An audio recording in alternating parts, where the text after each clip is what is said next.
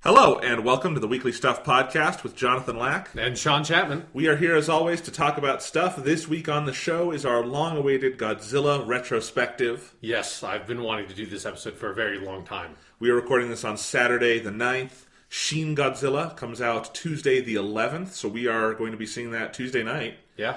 Not sure. We'll talk about off the air when we're going to record the episode on that. We might try to do it sooner just because we'll want to talk about that darn movie. Yeah. But we're very excited. So that'll be Godzilla Retrospective. We got some news. We got some other stuff. But, Sean. Yes. Last week, we've done 161 episodes. Mm-hmm. For the first time, you left us with a proper cliffhanger last week. Yep. Yes, I did. Hence the recap at the start of this week. So, you and I have talked about this off the air, but basically, you realized you are good enough at Japanese that you felt comfortable trying to play Persona 5, our most anticipated game, in Japanese. Yes. Because it's out. It came out last month in Japan. Mm-hmm. So, we're not going to give any spoilers. No. We're not going to talk about it that long, even. We're going to save most of our Persona 5 discussion for February. Yes. But, how's the game? It's really good. Like, it is really, really, really good. Like, it's as good as, like, you would want it to be. It is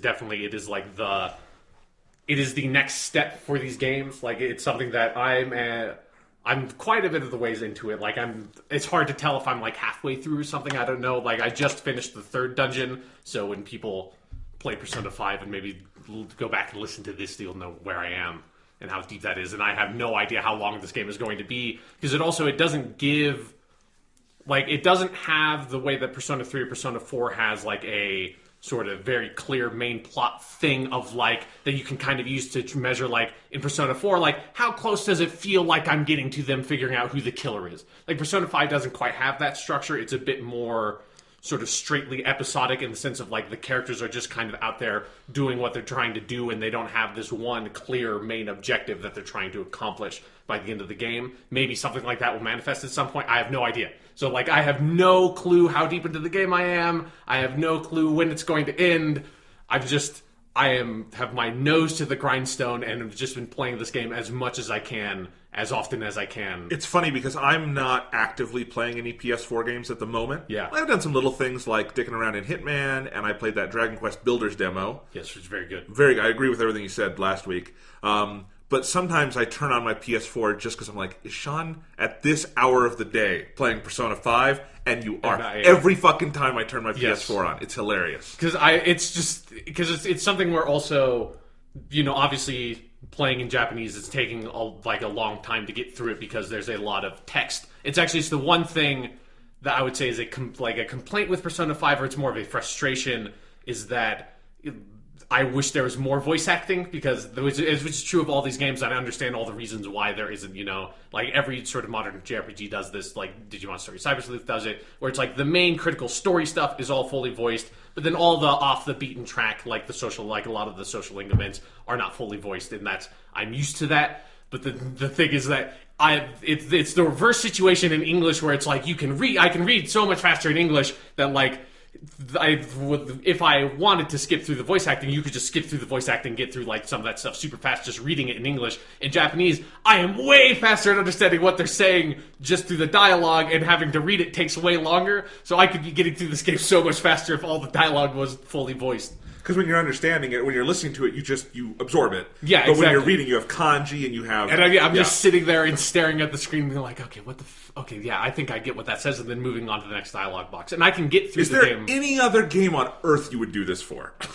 Probably not. Like, I mean, it's something where it's not that it's like I'm being frustrated by the Japanese. No, I know. I'm good enough at it that, like, I get what is going on, and there's only a couple of times where I'll be like, okay, I need to get out my phone and do... For people who are trying stuff like this, and if you don't know about this, the Google Translate app on your phone It has a sort of camera function that is very, very good at taking a picture of, for like, if you're doing Japanese of kanji, and sort of being able to kind of tell what the kanji is just by taking a picture, which is a billion times faster than looking up something and like trying to go like, oh, okay, like they have this radical and that radical and that radical. Like kanji dictionaries are the most, even if it's a digital one, are the most obtuse, impossible to use fucking things in the world. So if there are other people listening to this podcast that are maybe interested in playing Persona 5 specifically, or doing something else, reading a book, something like that in Japanese, Google Translate is a very good free app that just has that kind of functionality that will help you. Sort of like this, the main difficulties I have are like reading stuff like status effects and stuff, of where it's like these are like weird, very specific words that I've never encountered before, that I don't have any context for when they're appearing in a sentence, of figuring out like what charm is or something like that status effect, and have to look that stuff up. But other than that, I'm not having any real difficulties with playing the game. And I don't know how much I want to talk in specific. So I think I've more... A way to structure this is, Jonathan, what stuff do you want to know about Persona 5 that are questions I could answer? I have been thinking about this. So, and I want to say one thing off the top. Okay. Because I think it's the easiest thing to talk about. So after, you heard on the recording at the beginning of this episode, the 1-minute recap. Yeah. You hear the moment where my heart breaks. Yes, which is, I wish that we had video recorded this podcast just to get the expression on your face was so incredible that I wish that was captured. I mean, it's captured in my brain for all time. It's probably my favorite thing that has happened on this entire podcast, just to get that reaction. There are some emotions in this world that are very common. You hear about them, but until you experience it, you don't really know what it means. And I realized, Sean, last week, when you made this reveal, that I had never actually fully experienced the emotion of jealousy. Great, yeah. I don't think I'm a jealous person in terms of interpersonal relationships and stuff. Sure, yeah. But when it came to, not only were you playing it, but then you're like, after we went off the air, like, hey, Jonathan, you want to see some of Persona 5? And I'm like, well, yes, of course I just showed you a little bit of, like, the beginning of the first dungeon. Yeah. And the way my heart sank through my chest, that game looks, and that's where I want to start, the visuals and the UI and the sense of style, it was hinted at in the trailers, but until you actually look at the fucking menus and can drill down, I don't know how they did it. It's unbelievable. That's where the jealousy came from more than anything is, the Persona games are always stylish. You go back to Persona, looks great. Persona 4 looks great. Persona 3, all that stuff. But Persona 5, like, everything just is like, every menu looks like it should be the main thing in the game. Like it's an amazing work of art in and of itself. Yes. And I assume that just continues through the whole thing. Yeah, and actually it's kind of funny that something happened like basically right when you left. So the stuff I showed Jonathan was at the beginning of the first dungeon. There's like a tutorial for the all-out attack thing, which is, because the basics of the combat system are the same as they have been in Persona 3 and 4. You can it's basically all the sort of fundamentals of the game are kind of what you can think of, like how Persona 4 the Golden handled things in terms of how like Persona Fusion works in combat. So they didn't like go in and completely change everything. There are lots of subtle differences kind of everywhere in the game, but the basics are there. So I showed Jonathan the all-out attack tutorial and some of that stuff. But then right after you went home, I went and loaded my save and went back into the dungeon for real. And something I had not seen yet was what happens when the sort of graphical effect they use when you finish a battle with an all-out attack and don't just like do damage, but like the battle is ended, that is super fucking cool, because basically whatever character did it lands in the front of the screen and strikes a cool pose, and then it turns into a like 2D graphical like artistic representation of it with like a crazy background, and they say a cool line. It's like looks fucking awesome, and each character has a unique one. And you missed seeing that by like 5 minutes. It's okay. It's amazing. Yeah. The graphical stylings of the game are really impressive. And there's something that I like about they have a lot of, particularly early on, they have a lot of the 2D animated cutscenes that look very, very good. They don't have the weird Persona 3 like directorial style to them, but like they have a very sort of cinematic quality to them in terms of both like the production value of it and just how they're presented. And then you obviously have the normal, just like two characters talking, and they still, even though they have very nice 3D models and animation, they still will bring up the 2D portraits and have like them voice and stuff like that. but then they have another level that's a sort of a little bit more sophisticated than everything they've had before, which is like just full 3D model cutscenes that they will have every now and then for the important story events, and those are also very nice, and that's like another sort of presentational element they can have that's not a full 2D animated cutscene, but it is like using their character models in the environments with nice direction and everything. And one thing that's really cool is that even during those 3D cutscenes that don't have, you don't have to like button through text for those, they just play. But even when they do that, you can still pause them at any point and bring up the dialogue log thing that they had in Persona 4 The Golden, which is... Every RPG should have that. Yeah, and especially if you are playing that in a language that is not your natural, like, native language, that is a super helpful feature. Just be like, wait, what the fuck did you just say? And just hit square and bring up that log and be like, okay, and then you go back and it'll keep on playing the cutscene, which is a really nice, like, addition to having it be something that plays during like or have that functionality for the social link scenes. It even has it for the cutscenes, which is awesome. Awesome. So stylistically, the game's great. The music is awesome. Yes, the music is great, and there's some stuff they do with the music that is really, really cool in terms of how some of it like evolve and like change subtly in terms of like if the weather is different, some of the track might be a little bit different. That stuff's really cool. Nice. So here's my biggest question I can give right now is. So we had been wondering this so long with this game, is that if you actually look at the gap in time between Persona 4 and Persona 5, it's 8 years. It's a long time. It's as big a gap or bigger than between Persona 2 and 3. Yeah, obviously this team did make Catherine in between there, but even with that added in, it's still a much longer gap than the Persona 3-4 gap. Right.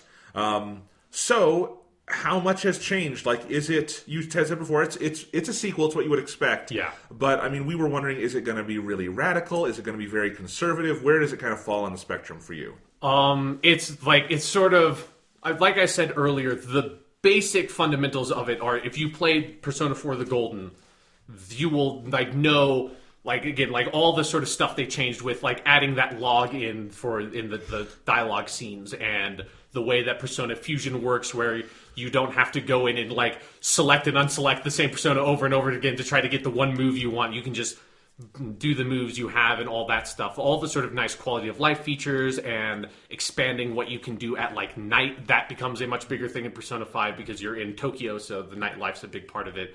Like all the sort of basic fundamentals from Persona 4 The Golden in terms of that stuff, that's the basics of the game, but there is a lot of stuff they've changed in terms of, they have... And it's something that's sort of all throughout the game. At the very beginning, it has the Persona 20th anniversary logo thing that comes up that shows like the different logos of all the schools from out the game.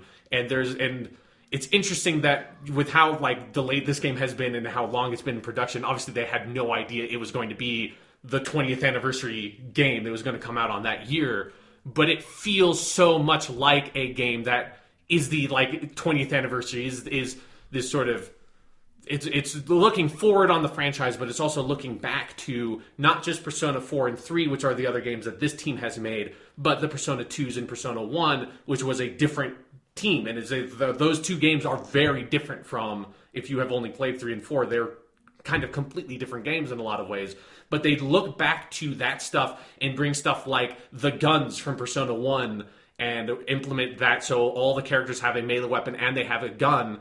But how the gun functions in combat is very different and is really cool and just adds another option. But that feels like something that's like, oh, you just kind of took that. And it has like the demon conversations that were part of Persona 1 and 2 that are also other Shin Megami Tensei RPGs have. And they took that and sort of like took that mechanic and adapted it to how their combat system works. And that's really cool. And it's a much more interesting way to sort of handle acquiring new personas in the dungeons as opposed to like the weird mini games they had in Persona 3 and 4. It feels more like a full mechanic.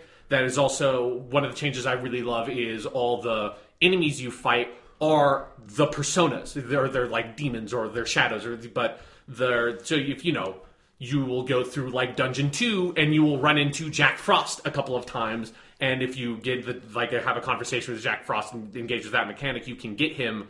And the one thing that's cool about that is if you acquire a persona through fusion or through the conversation stuff, it will reveal all of what their weaknesses are because you have that persona. And so like there's a lot of small changes like that.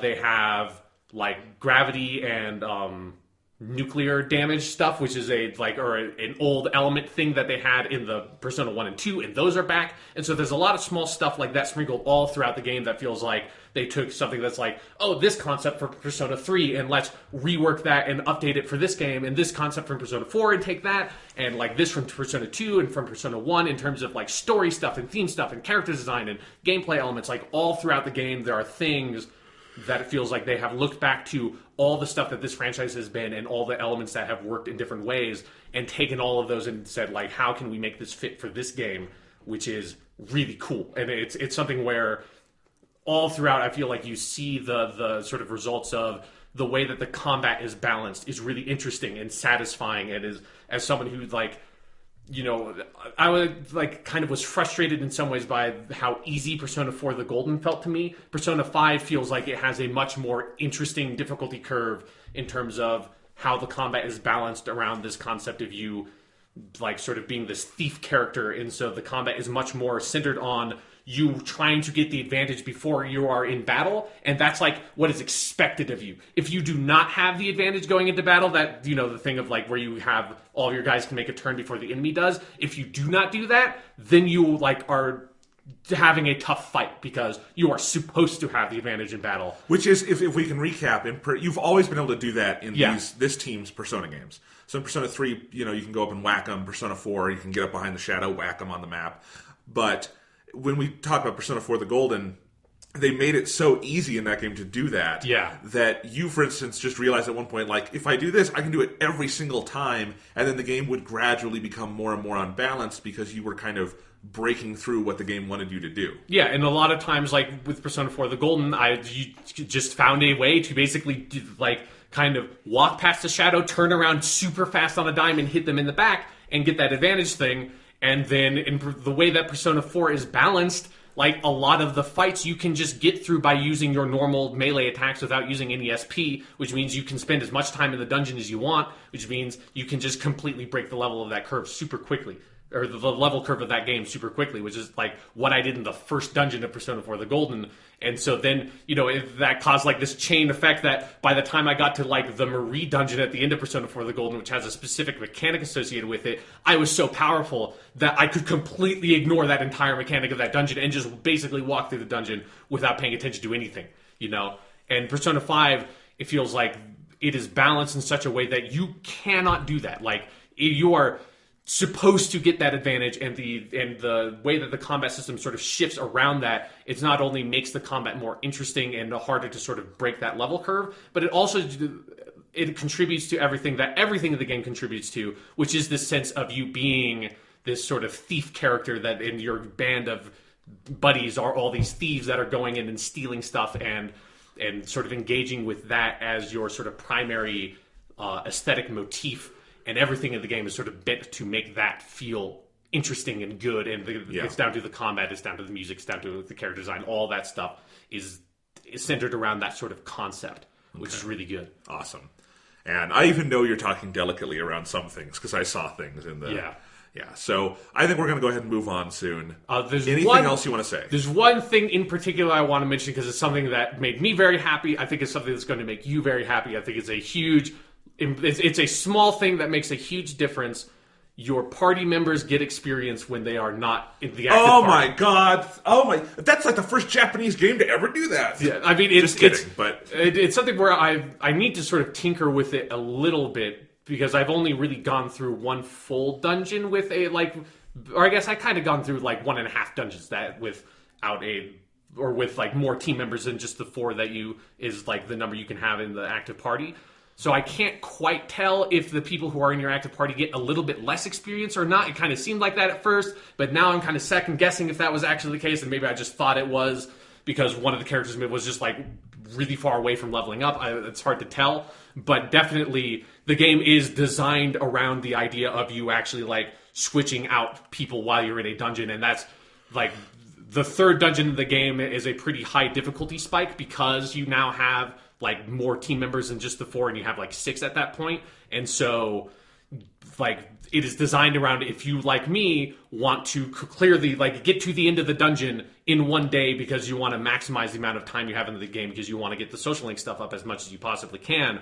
like that is a pretty significant challenge, and you have to swap people in and out and take advantage of, like, okay, I know at this floor of the dungeon, it seems like there are a lot of more enemies that have ice weakness, so I'm going to put Yusuke in my party and take this guy out because I don't need him right now, and his SP is almost empty. And so it's balanced around that idea of you switching people out, and you can just do it at any time in the main menu while you're just walking around in the world. That's fantastic. And, we talked earlier in the year, I was playing Final Fantasy X over the summer. Yeah. And that's one of the things about that game that I think was so vastly ahead of its time, and games are just now catching up to, was the idea of having a big JRPG team, and you have to actively use everyone on your team while playing. Like in Final Fantasy X, if you're not, like in any battle, even if it's a little random encounter, you're switching people out.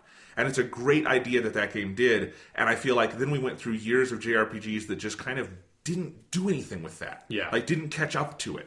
And even other Final Fantasies. Yeah. And now, like, this year we had Digimon Story, which really focused on that. Like, you're switching people out. You have a big team, and I love that Persona 5, like, if any series is poised to make something of that, it's Persona. Yeah. So that's awesome. Mm-hmm. I'm very excited. That is maybe the most surprised and most thrilled I have been in a weird way, even though there's like some stuff that is really surprising that Persona 5 does. Obviously, I'm not going to talk about, but like that was like the small one of like when they, because also it's that element of I'm reading it in Japanese, so like I'm looking at it for a second, I was like, wait, does that say what I think it says? With like, because it keeps on popping up all these tutorial windows, I'm like, wait, no fucking way, he gets experience when he's not in my party? Fucking awesome. Awesome. Well, this is great. Yeah. Obviously, the one thing we have not touched on is the story. Yeah. In a general impression. Okay. No, just the story. Cool? Not cool? Cool. It is very cool. Yeah. You said it was dark.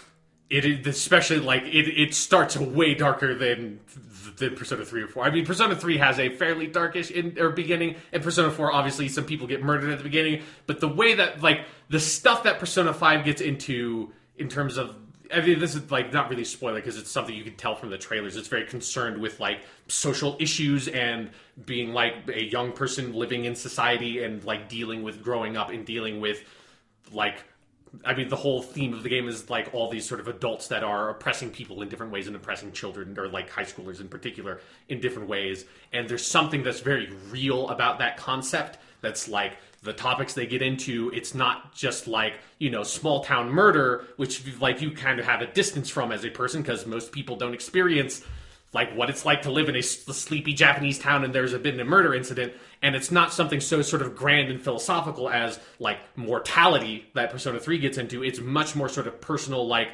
oh, this like teacher at this school is doing fucked up shit that like you maybe have, like, you have definitely heard about this kind of stuff happening, or maybe like you know someone who this has happened to, like it's getting into stuff like that is much more real world kind of social issues that feels, especially when you like with all the shit that's going on with like Donald Trump and stuff like that. Like there is a version of this game that has Donald Trump as like literally as one of like the enemies that you have to try to defeat that a dungeon is themed around, and that's kind of like what the story is constructed as. I'm so excited. It's really good. All right. Like there's stuff that like I so desperately want to talk about with this game, but obviously can't. But okay, well that's what you have to deal with. But at least you get to play the game. We will talk about Persona 5 much more in the months to come. Obviously, we're not going to go into any kind of, because I don't want to hear some of this stuff until February when we're all playing it, and I'm actively like banking vacation days for this game. I'm excited. Anyway, you should be excited. It is very good. Awesome. So let's go ahead and move on. I want to start with some of my stuff. I actually have a game to review as well. Okay. So I'll give some preamble to it. Yesterday, October 8th, was my birthday. Happy birthday. Thank you. So turned 24, and I have to say this is one of the best birthdays I ever had. Okay. For a couple of reasons. I got the best birthday present a person could ask for, and that was the implosion of the Donald Trump candidacy. Okay, yeah. And I know we don't talk about politics much on here. Yeah. But it's fair, right? Just with this one case. Yeah, no, yeah. Can I mention that? It's something where I feel like we've talked about this before. Donald Trump is so abjectly awful a human being that there's no qualms about like getting political, because at some point it's not even really about the politics. It's just about like the basic morals and ethics of the thing. And it's just like all day I got to be on Twitter and on my different news apps and watching in real time as not only he, but the stupid party he represents falling apart in flames. Oh my God. Glorious birthday present. Yeah. It was great. It's like so much anxiety just gone. And to know that, this is the most political thing I'll say. There is a light at the end of this horribly sexist tunnel, and that's that his actions are directly and or indirectly going to lead to us electing our first female president. Yeah, it is. These are wonderful times. It feels like something that it feels like something that if you saw it in a movie, it would feel like, this is a bit heavy-handed, isn't it? Like I've seen movies where they did stuff like this, and it's totally heavy-handed. Aaron Sorkin wouldn't be this heavy-handed. Yeah, because it is like. It is when I said that stuff about like Donald Trump seems like he would be a villain character in Persona 5. It is almost literally that of like I was playing Persona 5 and thinking like that character's a bit hammy, and then I like looked at the news and saw what Donald Trump said and was like, no, never mind. Like he's being subtle in this scene. Yeah. Compared to like the shit that people are actually saying. So that was a great birthday present. Yeah. Second best birthday present, in terms of something I actually got to unwrap, is I got a game that I was not expecting to play. But the reviews came out, and they were surprisingly good, and my family asked me, what's something you'd like for your birthday? I'm like, I have a lot of the stuff I want. So I asked for Paper Mario Color Splash. Okay. For the Wii U. This is a new Paper Mario game, and it was announced pretty recently, actually, back in their March Nintendo Direct. And I remember seeing the preview because I was watching that Nintendo Direct live. I actually remember that was a day my tire went flat on my car. Right, so I was sitting, getting my tires changed, and I was just watching the Nintendo Direct while they did it. Otherwise, I don't usually watch that kind of thing. Uh-huh. So anyway, they announced Paper Mario Color Splash, and I was like, this looks like it could be kind of cool, but I've been burned with Paper Mario lately. We all have. We all have. So it kind of was a wait and see for me. Although for a lot of fans, it was not wait and see. It's let's kill every person at Nintendo and like shit on their dead bodies. Which there's been a lot of that with Nintendo this year. Yeah, fans are weird. Yeah, I don't get it. It's like look at No Man's Sky and what has happened to this world. Yeah, at least Nintendo communicates with its fans. Anyway, at least No Man's Sky patches these Hello Games patches their fucking games. It's not like they're just doing nothing. Yeah, anyway. So, talking about Paper Mario. So, I was kind of like in a wait and see on this, but still thinking like, I probably am not going to play this game. But the specific review was Kotaku reviewed it on Friday, the day it came out. And I was looking at it, and that's the site that I like. I really like their reviews. I think I'm kind of in lockstep with some of their opinions, and like I think I like the kinds of games those critics tend to like. Yeah. And I think they give really good it's a thing that in game reviews that's tough to do, is that you have to write very experiential reviews. Like, I don't necessarily need a breakdown of mechanics. I want to know what was it like to play. Yeah. And I like reviews that do that. And this was one for Paper Mario. And I'm like, okay, well, you know what? If it's like a birthday present or something, I could play that game. And I can say pretty safely that other than Digimon Story Cyber Sleuth, which just like came out of an alternate dimension and blew our minds, Paper Mario Color Splash is by far the biggest surprise of 2016 for me. Okay. This game is fantastic. I've probably played like 3 hours of it so far. And it's a big game. It's apparently like 35 hours long. Jeez. Which is insane. But like, just to back up, like Paper Mario so there's the original N64 game, which is great. Yes. And there's the GameCube one, which is really good, but it's kind of like the Die Hard 2 of Paper Mario. To me, it's kind of the same thing again, and it didn't stand out as much. Yeah, I agree. And then they did Super Paper Mario on the Wii, which is its own weird thing. Yeah, because that was like a platformer. A lot of people liked it. I could not get into it. Maybe I'll try it again someday, but anyway, that was that one. Then they did Paper Mario Sticker Star on the 3DS, which is the rare Nintendo game that, like, no one liked. Yeah, everything I've read about the game ever is just like, fuck this, what did you do? Yeah, like, it's not horrible, it's just, like, it's dull. It's not, yeah. There's nothing to it, It's a very poor successor to the bright legacy of the original Paper Mario. And meanwhile, basically the series because we say, there's the Paper Mario series, there's the Mario and Luigi series. Really, it's all just one big Mario RPG series that goes back to Legend of the Seven Stars on Super NES with that kind of style of writing and gameplay. And so, after Paper Mario The Thousand Year Door, they started making those Mario and Luigi games, which are those RPGs that are very funny and kind of story-focused. And they're really good, but because of those, it meant Paper Mario had kind of lost its identity. So at one point, they did a Mario and Luigi game that co-starred Paper Mario. Yeah, wasn't that the last one? Yeah, Paper Jam. And I guess that was okay, but again, it was like, it kind of showed people like there's an identity crisis going on here. Because that was also like the 5th Mario and Luigi game, right? Like they've made a lot of those, yeah, and they're good. I've played only the first 2, and they consistently, get good reviews. But there's almost too many for me. Yeah. So anyway, I think no one really knew what to expect of Color Splash. A lot of people were worried it was just going to be Sticker Star 2, or something like that, and it's not. It's not any Paper Mario game in particular, but it's sort of all of them, but it's also other Mario games. Like, it combines a lot of different things into its being, and it's a very dynamic, interesting game. And I'll just explain sort of the basic mechanics. Is the story's fun. You start, and Mario and Princess Peach and her toad attendant, like the main toad. There's always like a main toad in the games.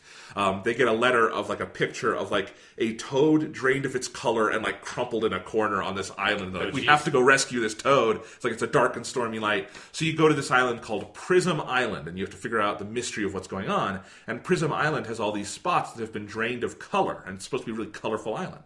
And in the middle of the main town, there's this big paint fountain, but it's been drained. And so you have to fix the paint fountain. You meet sort of your main helper character in the game is this disembodied paint can named Huey, who comes around with you.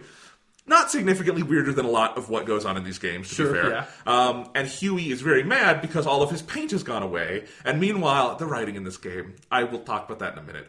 But you learn that because you are in the paper world, paint is your life force. The characters learn this, and they're really surprised. So wait, if we lose our paint, we die? They're like, yeah, because if you lose your paint, you're just a piece of paper. And so that's what. So they have to find their paint, and they have to So there's a lot of toads who have been just white papers on the ground, and you have to paint them, and then they'll become toads again, and they'll be like, oh, thank God, I thought I was dead. It's kind of dark when you think about it, because the paint is the life force. So basically you have to go around this world of Prism Island and find paint stars, and once you get enough, you can find these big paint stars, and they will restore the fountain. And that seems to me at this point, that's the main goal of the game, is in the end you're going to restore this fountain, which has 5 main points to it. So that's kind of self-explanatory. The world is, it's a 3D world you can move around in, kind of like the original Paper Mario or the other ones. Although it's 3D and 2D because you are paper, of course, and moving around. And the way it's structured is actually really smart in that it's basically a series of levels. You have a big world map, and there's a lot of these levels, but it's almost like Mario 64-esque or something like that, where each of those levels is sort of a big 3D environment. It's got puzzles, it's got things to figure out, and you clear the level when you find the paint star. So I like that. I actually think Mario has made a return since Mario Galaxy 2 and some of the games past then to sort of a level-based structure. Yeah. And I think it's actually, that befits Mario very well. The overworld kind of thing that Mario 64 did is great, but I think it's really hard to do well, and kind of it's hard to repeat, as I think we learned in Mario Sunshine. Yeah. So I think when you can kind of make it clear of these are the levels, and this is what you go through, and Nintendo can just pour a bunch of creativity into a level and kind of do that, it works very well. And it works very well for Color Jam. What's it called? Color Splash. Yes. There's Sticker Star, Paper Jam, Color Splash. Anyway, I'm trying to remember the names of these games. Thousand Year Door. Yes. That one's a bit easier to remember. That one is easier to remember. It's less generic. But so one of the other, of course, with all the paint stuff is you do have you have your paint can, Huey, and you have your hammer, because Paper Mario always has his hammer. Yep. And now it's the paint hammer. So you can just, it's hilarious, the animation of, you just splash paint on shit. With, you hit Y, and he just, throws his hammer down, and paint comes out. And so you have to paint, patches in the world, but you also can restore characters that way, and you can find collectibles that way, and all that. And then the battle system, because there is a battle system, you find enemies on the map, and it's like RPG, you battle them. Like you've always done in Paper Mario, except maybe in some of them, I don't know. I haven't played all of them. Definitely not Super Paper Mario. Yeah, whatever the hell that game was. But in this one, so there is a battle system, and it's kind of a combination of classic Paper Mario and this new sort of card-based battle system. I don't know where this was introduced, if this is new to this game, or if it was a part of Sticker Star. Either way, I like it a lot. Basically, you have these attack cards, and you can you have to power up the cards with paint, and you use the gamepad for all this, and then you use the cards to execute an attack.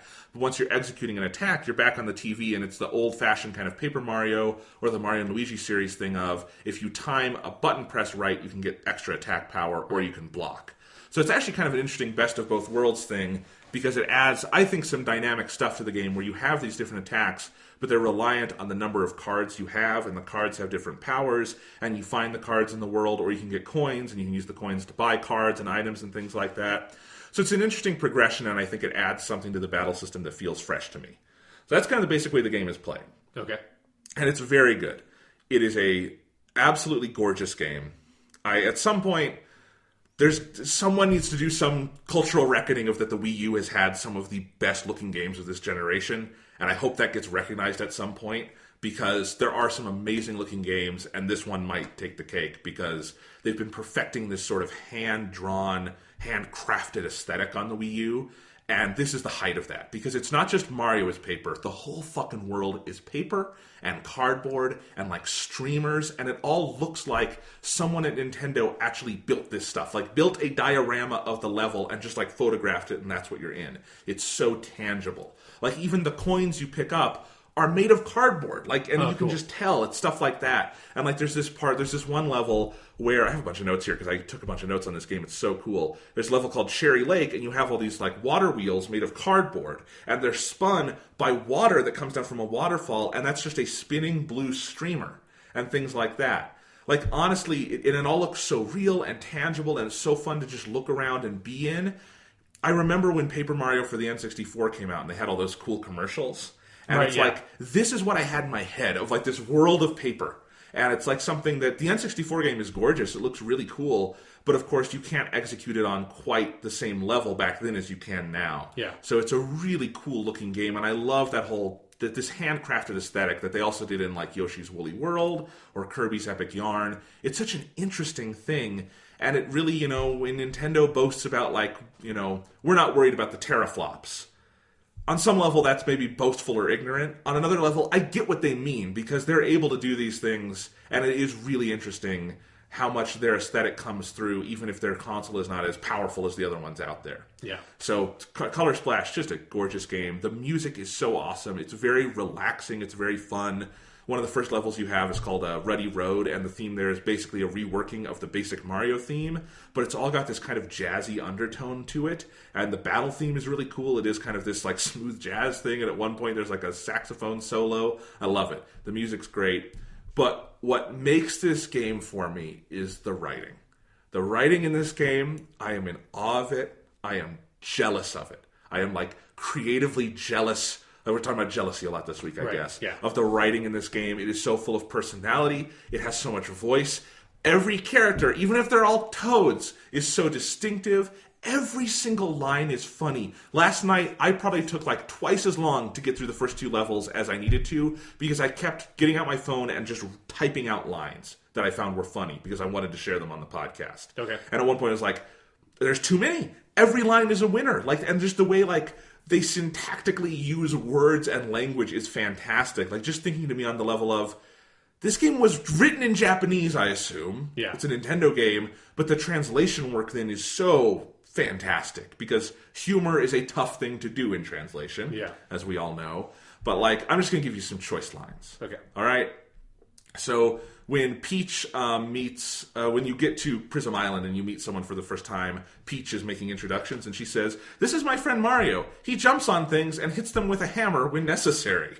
That's a great line. It's true. It is very true. When you do battles, the way it's done is it's kind of split between the gamepad and the TV, and while you're looking down at the gamepad doing stuff, the characters you are battling will have little lines pop up, and they're really funny, and you have to I have to make myself focus on them, because they're during the tutorial, they're taunting you, hey, are you getting it, Mario? But then there's other things when you see a Koopa for the first time, the Koopa will say while you're doing stuff, he'll say, "I'm a Koopa, deal with it." Which is great. And then at one point I was fighting some Goombas, and I got rid of one of the Goombas. And then it was the next turn, and so there were 2 Goombas left, and the Goomba left on the screen shouts in all capital letters, "I will avenge my family." That'd be fantastic. You murdered his father or his brother or some relation to this Goomba, because you were a monster. At one point, Huey the paint can is really sad because all his paint's gone. And so I think it's Toad says, "I'm pretty sure he's ugly crying in there. Don't cry, paint can." Just a great line. There's this one point where you find a bridge is out and there's a Toad standing there.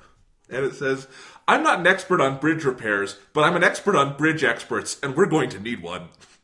That's a very good line. It's a good line. There's this whole long piece where you get this water wheel that you have to fix. It's like part of a puzzle. And this toad goes on this great almost monologue about his top 500 water wheels. And that he's like, this is one of my top 500 water wheels. Trust me, I have seen 500 water wheels. And then he realizes the water wheel isn't working. And he says, say goodbye to your top 500 status, you lazy wheel. It's very funny, almost like deadpan humor. Right, It's great. This is great with one of the Shy Guys, because a bunch of the enemies are Shy Guys. And one of them at one point says, you want to hear a secret? I wear a mask because I'm afraid to put myself back out there. I love it. Yeah. There's this whole puzzle that involves this roll of toilet paper that is like used as an entryway kind of thing. Like it's a given part of the like diorama aesthetic. Right. And you fix it, and so this toad congratulates you and says, you did it, Mario. You rolled up the toilet paper. I never thought you'd be congratulated for that. That's great. When Peach can heal you, and when she heals you, she says, may you stay crisp in the face of crumbling adversity. Love that. And then one of my favorites, there's this part where you're in this beach area, and there's this beach festival going on, the Ocean Fest, and you're talking to, there's just a bunch of toads on the beach. Right. And definitely, if you play this game, talk to everyone you can, because the writing is so good. And one of the toads says, Ocean Fest is pretty much the highlight of my year, which is pretty odd, because I hate the ocean, and I detest festivals. The writing in this game, I cannot express. Those are just some, just snippets. They're out of context. They're funnier in context. But, oh my god, every line is a winner. There's just so much. If at any point I'm feeling like, I've been playing this game for 2 hours, I'm getting fatigued, I'll just go talk to someone, and I'll be like, this is the greatest game. It is so good. It like, the game for me reminds me of the value of text-only writing in video games. Like, you could not make these jokes, or anywhere near as many of them, with voice acting. Or like you would risk so much with like the voice acting failing to deliver the joke and making the joke bomb. It being text is just so important. Like again, I'm looking at the gamepad diddling with my cards, and then I look up and Goomba is yelling, I will avenge my family. That's funny because it's just text. Yeah. It's great. I mean, and the Mario RPG games are known for their writing. It's one of the things that made the original Paper Mario so good. Yeah.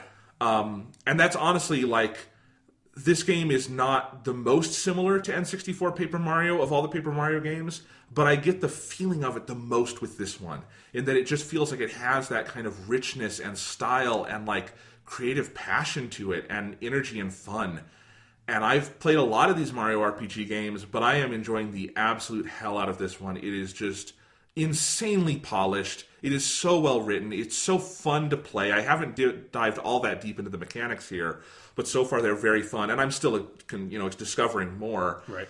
But it's a really damn good game, and it kind of reminded me because I'm realizing this is kind of the last Wii U game. I mean, yeah, basically, there's going to be Breath of the Wild, and we'll see where we wind up playing that game. I have a Wii U, so I might play it there. I might wait and get an NX for it. We'll see how that all comes out. I mean, God, at one point we have to talk about why have we not heard about the NX yet, Sean? I feel like they were supposed to say something in September. Didn't they say they were going to say something in September? Yeah, because it's supposed to come out in March. Did nobody tell them that it's not September anymore? Are they all just playing Persona 5? Because if they're just playing Persona 5, I understand. Statistically, in the country of Japan, they might be, if you've seen those sales numbers. Exactly. So yeah. No, but so that's weird. But I was going to say, so this is kind of the last Wii U exclusive from Nintendo. And I think it's a good swan song in a lot of ways. It is a Wii U game, and I think it's nice that at this point I can say, the Wii U had its problems, obviously. Yeah. There's things about it that didn't work. But like any good Nintendo console, at the end of the day, it has an identity that has become very firm to me and very wonderful. And I want to, at some point, maybe before the end of the year, do some kind of retrospective on the Wii U as it's going out the door. Because I have things to say about it. And the Color Splash is a nice kind of final thing for this console to me. It reminds me of what I love about it, and that this is an experience I'm not going to get anywhere else. Right. Even on the 3DS or something, because it couldn't do visually what this game is trying to do. So I love it to hell. I'm so excited to be able to play this, and I'm looking forward to playing more of it. And suddenly, I thought I was going to be playing no new games in October, and I have a bunch to play because there's Color Splash, and then Gears of War 4 had to go and get rave reviews. Yeah. No. So I'm going to play that. Okay. because my brother and I have been playing a lot of games on Xbox Live, and that's got full co-op and everything. So why the hell not? Gears in co-op is a pretty sublime experience. Yeah, it's always been one of my favorite co-op games. I mean, it's funny because it's kind of transitioning into those Gears reviews. It's interesting to me because I was excited for Gears 4 mainly just for the multiplayer and horde mode. Right. And now it sounds like that's great, like you would expect. Like, I did not expect them to fuck that stuff up. Yeah. But it sounds like the campaign is, like, notedly even better than other Gears campaigns, is what everyone's saying. Yeah. So I'm really curious, and I think I'm going to play it. Yeah, I'm very curious about, like, to hear your reactions to Gears 4, because I think, like, some of the tentative reviews have been, to me, like definitely they have been positive, but, like, for me, when I read closer into what they're saying, it sounds like, as someone who, I'm curious about Gears 4, but then also, you know, Gears of War 3 came out 5 years ago, and I don't feel like I necessarily want another game that is like those games again. Like, I feel like my time with Gears of War, like, is in the past now. Like, that franchise feels, like, old to me. Like, I would want them to change it up a lot, and it sounds like they haven't done that. Well, it's funny you say that, because I kind of feel the same way, but with a different conclusion, which is that Gears has definitely entered nostalgia territory for me. Yeah. And I'm okay because it's been 5 years with another one of those. I haven't really touched Gears since my freshman dorm in 2011, you know? Yeah. Playing Gears of War 3. So I am totally up for some more of that, I think. And I've seen some other people saying that, like Vice Gaming, Patrick Klepek at his review, or impressions These, like, of it, impressions, yeah. kind of comparing it to Halo 4. And I was kind of in the same, again, I haven't played it yet, but I kind of am feeling the same things he was saying when he started playing it, of like, you know, realizing, man, it's been 5 years and I'm kind of ready to like this again, or to go back to it. So, but I get what you're saying too. Yeah. I mean, so we'll see. I think I'm going to try it out. And we'll see. Maybe I'll be too consumed with Paper Mario, but... Yeah. I'm definitely too consumed with Persona 5. I have no idea. No, it's okay. I have no idea when I'm going to be able to play another video game. This game seems so long. Hopefully by November, right? Because there's stuff... I mean, I have Call of Duty Infinite Warfare pre-ordered, so I'm getting that game no matter what. I also have Dishonored 2 pre-ordered, so I'm getting that game no matter what. So hopefully I have Persona 5 finished by then. You can probably finish it within the next month. Hopefully. Who knows? I have absolutely no idea how long this game is going to be. Yeah. Just go read the whole Wikipedia summary and spoil it for yourself. I mean, I'd have to probably read in Japanese. No, I'm just kidding. All right. So... a couple pieces of stuff. Speaking of games, I just wanted to mention one piece of stuff, like home video related. Is I was talking a few weeks ago, I saw the movie Kingsglaive in theaters, the Final Fantasy 15 movie. Came out on Blu-ray this week. I got that. And I highly recommend this. It's the special edition Blu-ray. It's like $5 more. It's a steelbook, which is nice. And you get a disc that is the Brotherhood anime. Yeah. So I reviewed the Kingsglaive movie. I haven't checked out that disc, but it's the movie. I'm sure it's good. But the other disc, which is the Brotherhood anime, I had only seen the first episode on YouTube. And I've still only watched the first episode because, again, I'm waiting for... Final Fantasy 15 is so far away at this point, it feels like. It's like I'm just waiting for it to be like on my doorstep to watch all that stuff. Right. I'll probably have to lend you this because the Brotherhood disc is really cool. They took all 5 episodes and sort of edited them together into one anthology movie. Oh, that's nice. And it's extended, so it's got more scenes than you would get on the YouTube or Crunchyroll versions. Right. Specifically, it's scenes dealing with the Luna Freya character, who is she's like the woman Noctis, the main character of Final Fantasy 15, is engaged to marry and is off to try to find in the world. But I just want to say the Brotherhood anime is so good. Like, I reviewed the Kingsglaive movie, and I said I really liked it, but you have to make reservations for that movie because it is such a sort of lore dump, and it does not stand on its own, and it's got certain issues. But overall, I very much enjoyed that film and would recommend it to anyone going to play the game. Brotherhood, I could almost recommend even if you have no interest in the game. Like, it's just a very good character piece where basically it takes place what seems like very, very near the beginning of the game, but mostly it's flashbacks, and it sort of has this main structure where the A story is sort of Noctis and his friends on the road as they're going to be in the main game. So it's Noctis and his 3 bodyguard/friends. So they're boy band, basically. Yeah. And but the anime, so you have some of that where they're on the road, but mostly that's just sort of a capsule to kind of get you into the past, where you learn about their relationships back in not Niflheim. That's the bad kingdom. I don't remember. I have to remember. Anyway, the good kingdom that they're in. Lucius, that's the name of the kingdom. Yeah. And those stories are so good. Like, by the end of... Because the whole movie, the anime as a movie is about 70 minutes long. And by the end of that, I loved these 4 characters. And it really portends well for the game to me, because if that level of characterization can come across in the game, which they have a lot more time to develop it, then I think, and that's the biggest thing that's been missing from Final Fantasy for a long time, is that sense of character and camaraderie and relationships, and it's so well drawn in that anime. Like, one of the stories, so each episode of the middle 3 episodes basically focuses on a different member of his squad.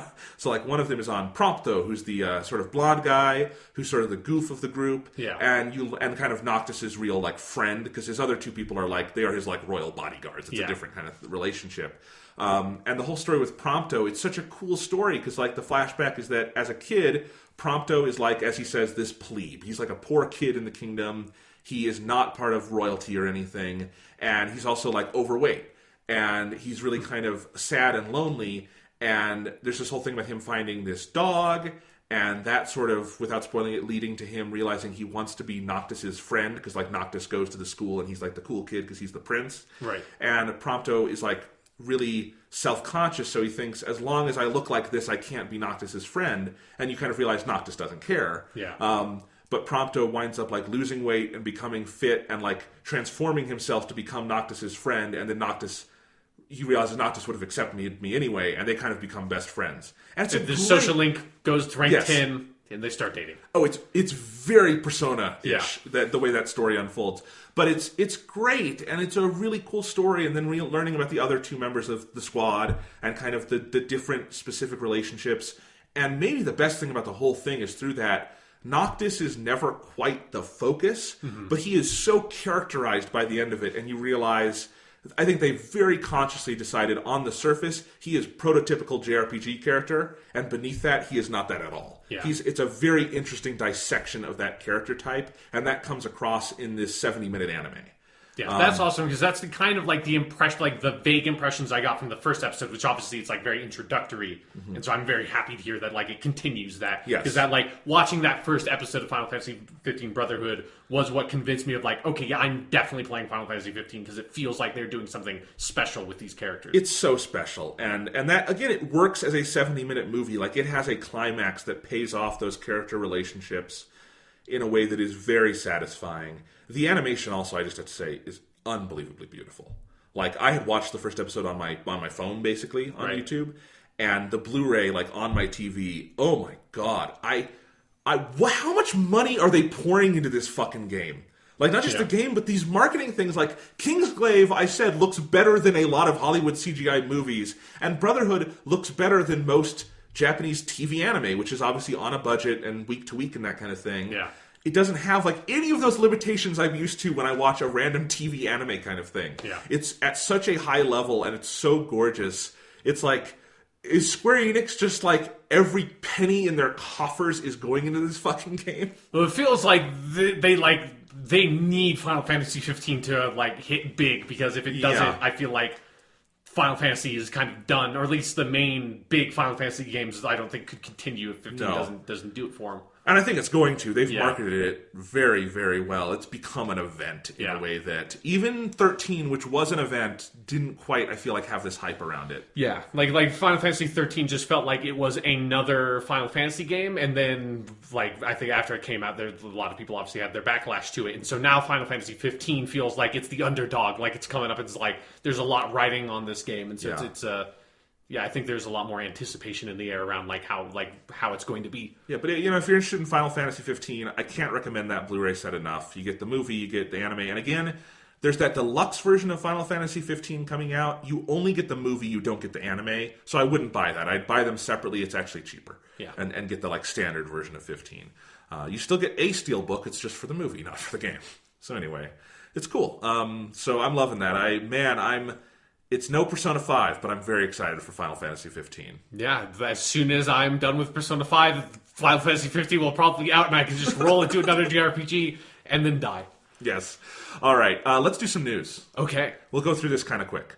Gravity Rush 2, one of our other most anticipated games of 2016, is now one of our most anticipated games of 2017. Indeed. It's been delayed. Yeah. So now it's coming out January 20th. About a month and a half delay. Yeah. And again, while I'm a little sad, won't get to play Gravity Rush 2 right away, I am mostly relieved because it was in the crunch of Final Fantasy 15, Gravity Rush 2, and The Last Guardian coming out within 1 week of each other. Yeah, all games targeting a very similar audience. Like the same audience. Yeah. So it's I love the... I don't know if you read the PlayStation blog post that sort of detailed the delay, but I loved the language they used was like, when we announced the release date, we thought we set a release date for something that we felt like our team, if we worked hard, we can hit. And so far, development of the game is going according to plan. But since then, the landscape around our original targeted release has changed, and so we have decided to delay the game. And this is like we apologize to our fans that are anticipating and all that stuff. But I love the language is like they're not even trying to disguise the fact that it's like, well, some asshole decided to put Final Fantasy 15 a week before our game was going to come out, so fuck you, we're going to January. And The Last Guardian got delayed there. So it's like, everything just moved right next. Like, Gravity Rush 2 had its nice spot all to itself, and then everything else moved next to it. It's like, fuck you, I had this... God damn it, guys, I had this spot first. No, and I think it's smart because Gravity Rush 2, I think, could be a pretty big hit for the PS4. Yeah. But it has to have its own sort of orbit to it, and it'll get that in January. It would have been, I think, buried in December. Even if it's the best of those games, it just naturally is not going to have the hype of... I mean, Final Fantasy 15 and Last Guardian are two games that have been in development for over a decade. Yeah. People have known about those games forever. Uh-huh. Gravity Rush 2 is not that.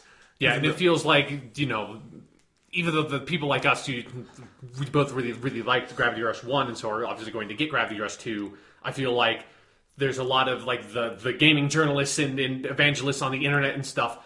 If Gravity Rush 2 had come out right next to those two games, none of them would have played it at all. No. And, like, hopefully Gravity Rush 2, if it is the sequel to Gravity Rush 1 that we hope it is, like, should get really, really good word of mouth if it's played by, like, those kinds of people and get that message out there. So the idea of it being able to come out in January where it's sort of, like, has its kind of week to itself means that other people, like, reviewers will be able to play the game and talk about the game and get the message out there, and I'm very excited for that because I was worried that it was going to be one of those things where it's like, we play Gravity Rush 2 and love it, and then nobody else played Gravity Rush 2, and like all the podcasts I listen to and stuff is like, why is no one talking about this game? Yeah, no. I think it's smart, although we were tweeting about this. Now the weird thing is, 2017 has like the busiest start to any year for games I have ever seen. Yeah. It's got Gravity Rush 2 in January, Persona 5 in February, Horizon Zero Dawn in February, possibly the launch of a new Nintendo console and a new fucking Zelda game in March. Yeah. Like, it's insane. Yeah. So, yeah. But like I responded to with your tweet, like at least one of us gets to sort of make some room by playing Persona 5 early. You're going to play it again. I am going to play it again, but like I'm saying that I don't need to play the whole thing right away if I want to put some more time into Gravity Rush 2. If that bleeds in, it's like, hey, I can be like, okay, I can put Persona 5 down because I've played this game. This is my second playthrough. All right. Some movie news. Wolverine 3. They're making the new Wolverine movie. They're sort of Wolverine 3, but then that's such a weird series to say. Or Wolverine 2. Yeah, because there's the X-Men Origins movie that's been officially scrubbed from all memory, and then there's the Wolverine standalone movie, which was the Japan one, directed by James Mangold. This one is again directed by James Mangold. The big hook is this is Hugh Jackman's last time playing the role.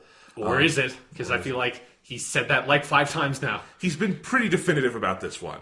We'll see. Yeah, we'll see. So they finally, this week, announced the technical title of the movie. Yeah. And I find it baffling. The title apparently is just Logan. Yeah. And I guess here's my question. Okay. Sean, you and I know Wolverine's name is Logan. Obviously, yes. How many people who go to see X-Men movies know his name is Logan? Honestly, I have no idea because they do call him Logan a lot in those movies. Yes. So I feel like maybe there are some. Like I have no idea how many people like will have retained that information. It's certainly not They also call Magneto Eric a lot in the new ones. Yeah. Maybe 10% of the viewing public could tell you Magneto's name is Eric Lenscher.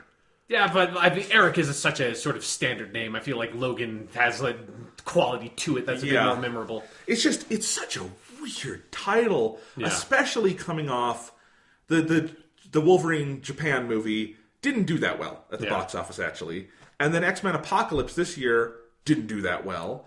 Like, I think you'd want maybe more of a hook for that, especially because it's the last Hugh Jackman one. This is maybe a chance to put some juice into the franchise again.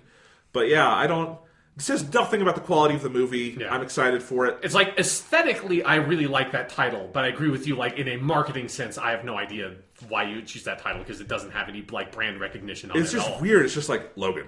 Yeah. I don't know. They should have called it Logan, a Wolverine story.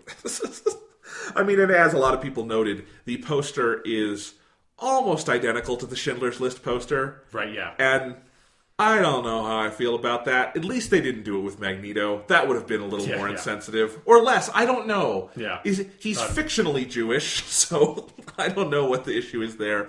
But yeah, I mean, I'm actually kind of interested in this movie. They did such a good job on the Wolverine Japan one. That movie had problems, but I feel like getting that team to get another chance at bat, basically, is exciting. And yeah, because the stuff that, like obviously, I think everyone has the same reaction to, like, the third act of that movie of, like, what the fuck happened? Like, this, like, turned into a totally different movie at the end. But everything, like, before that was so good that, yeah, I'm really excited for this, like, in a way that, like, I have not been excited for an X-Men movie since that Wolverine movie.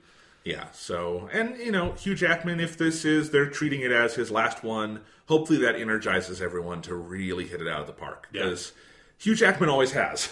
Yeah, definitely. So, excited for that. Anyway. But can't wait until then, like, Marvel picks up the rights to X-Men, and then now Hugh Jackman just plays Wolverine in the Marvel movies. Because that's just, somehow that's going to be what happens. He's never going to stop playing that role. I just feel convinced at this point. That would be pretty great if he could. Imagine him, like, with Tony Stark or Robert Downey Jr. That'd be so great. He's so good. It's like, it's the one, like, person who's played a, like, superhero character outside of the Marvel movies in this, like, new wave of superhero movies, I feel like has done the thing that so many Marvel actors have done with their roles of, like, just really encapsulating the character in a way that, like, it's hard for me to think about recasting Wolverine, I don't think you can do it anytime soon. It would be like recasting Tony Stark at this point. You can't. Yeah. So it's going to be interesting. But then you got another title announcement this week. We haven't talked about this much on the show, but there is a Blade Runner sequel in production. Right.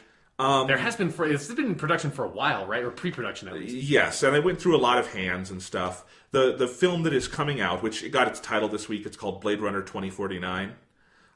Which I actually like that as a title. I was, it sort of sounds like a Blade Runner graphic novel or a Blade Runner video game title to me, but it kind of does. But I don't know. You could have gone with a really shitty subtitle or something. Is all I'm saying. I don't know. Sean. Let's be honest. My fear was it was just going to be called Blade Runner. Right? Yeah, that's or the Blade Runner or Blade Runners. It was my idea if you're doing like aliens thing. Yes, but anyway, it's if you don't know the background of this, it's directed by Denis Villeneuve, who is a French-Canadian director who has done some really impressive work in the last few years. The film Prisoners with Hugh Jackman, by the way, great film from a couple years ago, and then last year a film that got a lot of attention was called Cesario. With Emily Blunt and Benicio del Toro, and both of those movies shot by Roger Deakins, and they are absolutely gorgeous. And so that team has been making some very impressive movies. And I think I said this when I saw Cesario. The only reason you could get me excited for a Blade Runner sequel is if you had a filmmaking team like that do it. Yeah. That is like, not the people who made the original, because I like Ridley Scott. I desperately do not want to see him do a sequel to Blade Runner after Prometheus and stuff like that. But I think the idea of fresh eyes on it, a really talented filmmaking team, and the idea of Roger fucking Deakins, cinematographer extraordinaire, getting to shoot a Blade Runner movie is exciting. Yeah. Just automatically. So I'm kind of interested in this movie. I'm hesitant because I think the very idea of doing a sequel to Blade Runner seems mildly sacrilegious. And not in the Ghostbusters sense. Yeah. But I mean in like the active, like, narratively, I don't know how you do it. Yeah, there's no reason for there to be a sequel to Blade Runner. It's not like that movie doesn't end on a fucking cliffhanger or something. Or like five different versions of that movie. None of them really do. They kind of do, but it's supposed to be. It's an ambiguous ending. Yeah, it's like the way that Inception ends or something. Like Inception's not ending in a way that's like, oh, we need to make a sequel to find out what happened to the fucking top. Yeah. But no, so it does have Harrison Ford in it, apparently, but again, we don't know, like, the extent of his involvement. Yeah. Ryan Gosling is the other new lead, and there's a bunch of other people in it. So it's coming out next October, a year from now. So just it got its title announcement, so I thought we'd mention it. That's a movie that I'm cautiously optimistic for. Yeah, like it's like you said, it's one of those things where you're excited about the people making it because they do good stuff. But it's like, the idea of this movie just seems so dumb. Like, why would you do this? Yeah, and I think we actually have had a few examples of this in recent years, though, where I do think you should focus on the creative talent behind it, because that does always bear out. Like, again, the idea of doing another American Godzilla, terrible idea. Yeah. Gareth Edwards got it right. The idea of doing a Death Star plan movie for Star Wars, not a good idea. Rogue One looks fucking good. Also Gareth Edwards. And I think if you just focused on Gareth Edwards is making a Star Wars movie, it's okay to have faith in that, because that dude made Godzilla work in America, which is not an easy thing to do, as we will talk about later. So anyway, that kind of stuff is just interesting to me. Back to video games. Yes. Call of Duty Infinite Warfare, we talked about it. Yeah. It's actually, you can play the Modern Warfare remaster on the PS4 right now if you pre-order it digitally. Yeah. Which before I got Paper Mario and decided to play Gears of War, I was thinking of just switching to a digital pre-order so I could play that early. And I was like, I have other games to play. Yeah, I was thinking about that too, and then I ended up downloading Persona 5. Right. Like, okay, I guess I'm not doing that. But apparently, I don't know if this has been debunked yet or if it's true or not, but there was a leak that apparently Infinite Warfare, if you buy the Deluxe Edition, which has Modern Warfare Remastered, the total install size for those two games is 130 gigabytes.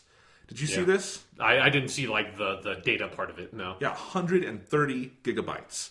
And we know Modern Warfare Remastered is 40 because people have downloaded it, which means Infinite Warfare is apparently 90 gigabytes. Yeah. How? That's double the size of any other game this generation. Like, go to your Xbox One and look at the install size on Halo 5, dude. Like, with all the map packs and stuff they've released for that game is like 80 gigabytes now. Like, I'd have to check, I guess. It's like the download sizes for games have gotten fucking insane. I guess this is part of this. Like, we're downloading like multiple gigabyte patches these days, you know? Well, I know, and I guess that's a question for me is that I don't know if this is sustainable with the way they're selling hard drives and stuff. Like, when does compression come back into things? Because that was a big discussion last generation when 8 gigabytes was your cap, or 16 if you did 2 discs, and developers got really good. Like Bethesda, Skyrim is a 1-layer disc, and you can do that. And Fallout 4 was very small for modern games. And I'm just curious if there's going to have to be a sea change where someone realizes, right, these consoles that come with 500 to 1 terabyte hard drives, we cannot sell a game that is 200 gigabytes large. Yeah. It's for download caps. It's just a weird... It is one of those things where it's kind of like similar to the 4K stuff, which is like, I'm curious what that's going to do for memory as well. Well, because that's part of it, is that this is a PS Pro title. Oh, right, so it might be smaller on Xbox One. Yeah, because it is that, America in particular, our network infrastructure is not set up in such a way to support that kind of stuff for most of the country, Right. And so it's something where it feels like our technology, in terms of what we can do with video games and everything, has outpaced our ability to deliver it digitally, which is sort of a crazy thing. Well, and it's honestly, it's part of why I am back into, for big games on my PS4, I buy discs. And part of that is that I just can't download some of that stuff. PlayStation Network in general just has very slow download speeds for me. Try doing PlayStation Network with a server in fucking Japan. Yeah. It will take you approximately 20 hours to download an 18 gigabyte game, I can tell you from experience. Right. And, so if I had to download 130 gigabytes of Infinite Warfare, I'd have to start preloading now. And one of the nice things about the PS4 is, really, you don't even notice disk installs. You just put it in and you play the game, and it does it all in the background. Yeah. Another thing I got for my birthday was BioShock the Collection. Oh, cool. I have not gotten to play it yet much, so I'm not going to talk about it yet. But I did just put in the Infinite disc, and immediately you're playing it. And it's a 30-gig game, and I love that about the PS4, that's part of the infrastructure. But it means, for me, discs are actually very important to me, on the PS4 at least, because the download stuff is just... when I downloaded Hitman and got that, it was oh, I guess I'll play it tomorrow. I thought I might be able to play this tonight. Right. Not happening. Yeah. Just stuff like that. Xbox, luckily, has much faster download speeds, so usually I'm okay with that. And I do preload for games because I only buy digitally on Xbox, but it's a weird thing, and I wonder if this is a harbinger of things to come, because this is, I think, the first new game coming out that is a PS4 Pro title. Specifically. Yeah, so probably. We'll have to see. This is not confirmed by the studio, but someone had a box and it said 130 gigabytes on it, and I haven't seen it be debunked. So yeah, that's interesting. That's a lot of gigabytes. Yeah, it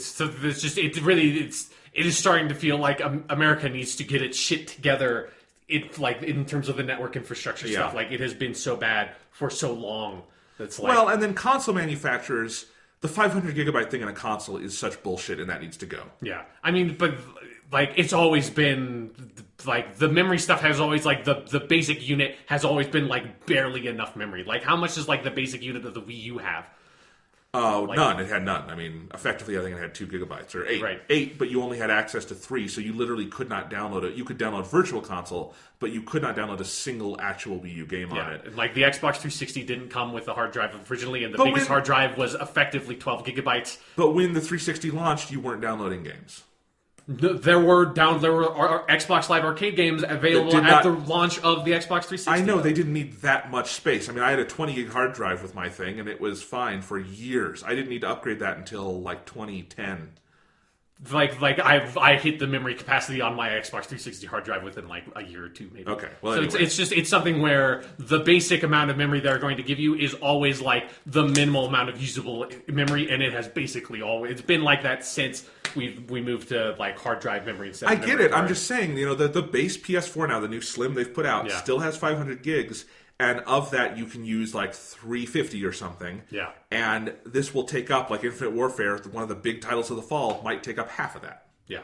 It's insane. It is nuts. Like, the memory stuff is nuts. You should get a 2 terabyte laptop drive. If you have a PS4, it is very easy to replace that shit. Like, do it. You cannot get by with only 500 gigabytes of memory anymore. No. All right, so there's that. Do we want to say anything about PlayStation VR? Because the reviews came out this week. People are talking about it. It sounds curious. Like a very compromised product. It said like it's really hard for me to get a feel of it because it seems like some places have just been like, yeah, it's fine, and then other places like I watched the Giant Bomb live stream they did, and like for them it seemed pretty disastrous in terms of the head tracking stuff. It was all over the place. Well, I'll summarize a little bit because I've read Kotaku, some Giant Bomb stuff, Polygon. Vice Gaming might have done a little on it. Yeah. I forget. So I've done some different sites. Yeah. The only person I saw and it was because IGN barely writes anything critical, they didn't say much about it. Yeah. But all those other sites, they all had the same complaints, which is what was striking to me, which is that head tracking is disastrous. Yeah. Or sometimes just doesn't work. And then because you use the Move controllers, they said, and I saw this from multiple reviews, which is that your hands in the VR experience were always shaking. Yeah. Even if you had it totally still, it was just shaking. And there's parts in the Batman VR game where you literally have to pick up a piece of paper and read it, and it'll just shake. Yeah. And it's like and all these people were talking about different placements in the room, different lighting scenarios, et cetera, et cetera. Yeah. And it sounds like, because another thing people are saying is that the headset itself is really well built. Yeah. Like Polygon specifically said, and they've tested all of them, this is the most comfy headset, which is a big thing for VR. So that's nice. Yeah. It sounds like the headset itself is okay. The technology itself is okay. Like the games are running okay. But the problem is that it's reliant on the Move controllers, which are 6-year-old technology that PlayStation hasn't supported in about 5 years and 11 months. Because they ditched those really fast. And then the PlayStation Camera, which was technically released alongside the PlayStation 4, but has never been a heavily advertised or used feature of that system. Yeah. So it sounds like maybe, is that a fatal flaw? Is it something that the PS4 Pro can fix? Maybe not, because those things will not be improved by the Pro. The Pro will not do anything for that, for sure. Like it's something I'm curious to find out, like, is there firmware stuff they can do to improve like their algorithms that would make the tracking stuff better? Will they have to release like a revision of the hardware? Like, are those problems super widespread? Because like the one thing that's weird is the Eurogamer review, which was like one of the most positive. The reviewer on Twitter basically said that, we had what seemed like a faulty unit, and when we got it replaced, all that stuff seemed fine. And so I did not hear about that. Yeah, it's something where it just feels like CNET had some similar comments along those regards, and so it just seems like it's a crazy thing because it's like I feel like when you look at the whole scope of all the reviews and all the opinions, it's really hard to get a sense of like, what is this thing going to be like when it's out there in the wild in normal consumers' homes? Is there like a hardware problem? Is there a software problem? Are people not using the device correctly or something? Because it's like setting this stuff up seems really complicated for all these VR headsets. Like it's really hard to get for at least me to get a read on like how this thing is. It's so interesting to me because I think that's the big question mark is if there's a hardware problem. Even if it's something fixable, if it comes out in a broken state, Sony does not have a good track record at all of supporting peripherals. No, I think portable hardware. I think if PSVR does not end up selling that well past from what I understand, all the launch units have already been basically pre-ordered. So, which I have no idea how many they've actually made. But if it doesn't continue to sell well past that, I'm sure Sony's just going to drop it. They don't seem to have a huge investment in it as a huge platform. They haven't been getting out there and trying to evangelize the product on the stages. Which is weird, and I do think it's a cultural corporate thing with Sony I don't understand, which is that they pour all this R&D into things and then just kind of release it into the wild to fend for itself like it's a baby deer. Yeah, it's a thing. weird I forget which review it was that said this, but it was so prescient to say this, which is that this is a new Sony peripheral relying on 2 other peripherals they released and abandoned immediately. So it's you're already seeing the ghosts of things they tried but really didn't have their heart in. We've talked about the Vita itself, a whole system that is a great system, really good piece of hardware that they just actively did not support for years. They could have turned that thing around, I think, at multiple junctures, and they just decided not to. Yeah. And it's very strange. And so I do wonder, because I think the other people making VR, you can't accuse Oculus or Vive of not pouring everything they have into that. Yeah, I mean, it's all that Oculus has as a company. But it's and that's not all that Sony has as a company, but it is weird of you're trying to get into the VR space, but it sounds kind of half-hearted. And then it's working for some people, it's not working for others. If it is a hardware problem, that's going to be a real headache for them. Yeah. And if it's a headache, Sony often, when it hits those headaches, just decides to abandon it. Yeah. So because this was supposed to be the consumer VR kind of launch thing. Yeah, when it launches, it will be, with the exception of your VR and some weird mobile solutions that are kind of a different kind of thing. Right. It is the only VR headset that is in any way affordable, that is also supported by a widely bought piece of hardware that 40 million people have, So compared to the Oculus Rift and the Vive, there is a user base that seems is large enough to be able to take advantage of the PSVR, that if it was perfect and didn't have these weird tracking issues, which one of the main problems with these tracking issues is that it makes people sick, because that's what you do.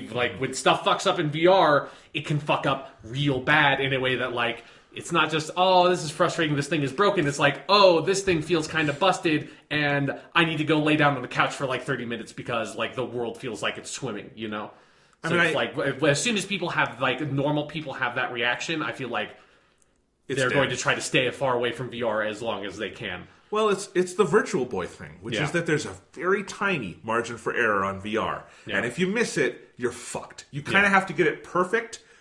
And if you get it perfect, you're not getting it into main consumer hands. Yeah, because it's $800 like the Vive. Yeah, so I just wonder if this is for now, for the foreseeable future, is the thing of we try to do the general public VR, it just doesn't work. I wonder if that's going to be the conclusion. Yeah, I have no idea how this thing is going to go. When it gets into wider hands, it's just, it feels like a huge question mark to me. So anyway, we'll follow up on that. I just wanted to get some of that out of the way now. Yeah. And finally, 2 pieces of TV news. Okay. The Doctor Who Christmas special. Yes. Dated, well, we do the date for Christmas, but it was named. It's called The Return of Dr. Mysterio. It's a very good name. It co-stars Justin Chatwin, best known for playing Goku in Dragon Ball Evolution. There you go. He's been on other stuff. We shouldn't hold that against him. And it's, so that's, they put out a trailer. It's 2 minutes. It's kind of a behind the scenes, and then shifts into actual footage. Yeah, you get a couple of clips of the footage. Yeah, looks fun. I'm excited. Yeah, it's more Doctor Who. I realized, man, I've missed you, Doctor. Yeah, it's been a long time. Yeah, have you seen any of the stuff coming out from the Class, the spin-off thing? No. There's one teaser trailer that has some voiceover stuff from Peter Capaldi. You need to watch that teaser trailer. Okay. It's a minute long. It is the coolest fucking thing in the world. Okay. It is something where if you haven't seen or heard anything from Peter Capaldi playing the Doctor since around when season 9 wrapped up in that last Christmas special, you will get fucking shivers down your spine the way I did of oh right, Peter Capaldi as the fucking Doctor is something real, dude. Yep. Awesome. Yeah, I didn't know if we were supposed to care about Class, given the history of Doctor Who spinoffs. I have no idea if it's going to be good, but that teaser trailer is really cool. Okay, awesome. And then, this is such a cool piece of news, I thought it was a joke, but apparently it's not. So Marvel and Netflix are gearing up to make The Defenders. Yes. And Sigourney Weaver has apparently been cast as the villain. I didn't. All I heard was that she was cast. I didn't hear she was a villain. That's what I've been hearing. Okay. I mean, there's no other details beyond that. Yeah. Villain not. Sigourney Weaver's going to be in a Marvel thing, Sean. Yeah. Holy crap. I'm really excited. Because I have finished Luke Cage. I have been basically watching it while I eat dinner. Is the only way I could manage to watch anything while I play Persona 5. So I've finished that. I like it a lot. It's got the problems that a lot of these Marvel shows have, but it also has like it does stuff so well in certain ways that I think is well worth watching, and I am really excited to see like all the characters get together. I think they've assembled such a strong cast, and obviously we still have Iron Fist left to see how that's going to turn out. But yeah, like Luke Cage, Jessica Jones, and Daredevil have all been so cool as characters. Is Jessica Jones in the Luke Cage show at all? No. They make some sort of references to stuff that happens a little bit, but she doesn't pop up. It's a little weird to me. It was kind of like... I mean, since it's all set in Harlem and it's like so focused on what's going on in Harlem, it sort of makes sense that Jessica wouldn't end up in that scenario, I guess, to me. It does have a lot of Rosario Dawson in it, so that's always good. That's good. Yeah. She's like the weird linchpin of the Netflix Marvel Universe now. Like because she has probably like the biggest role she's had since like Daredevil season 1 in Luke Cage, so... Yeah. Neat. Yeah. All right, let's move on to our topic, which I have written on my outline as just in all caps, Godzilla. It physically has to be written in all caps. Yes. Like, you can't encompass the majesty of Godzilla with lowercase letters. It just doesn't work. All right, so Sean, you have seen every Godzilla movie. Yes, most of them multiple times. Yes? Yeah. You have loved many of them. Yes. That is the fair way to put it. Okay. And you've made even a list. I've made a list. Are we going to share that today? Do we want to share the list? I do, yes. Fucking list. Okay, we can share the list. What I was going to say is, I don't know how exactly you want to structure this. Okay. We can do it in any way you want. I know that list is going to come out in text at some point. Yes, and I have... Persona 5 has derailed that a little bit. I have like over half of it written at this point, and I should probably just put that half out, but... It's okay. Yeah. But I was going to say maybe, because there's like, 28 films now? Yes. Okay. We could maybe go through 28 through 11 really quick, and then maybe the top 10 can be a longer discussion. Okay, yes. But you also had me watch some specific movies, so I'm going to let you take this away. Okay. But those were my thoughts. So okay. I'll have to... You're going to have to pause this because I don't have my laptop in front of me. Okay.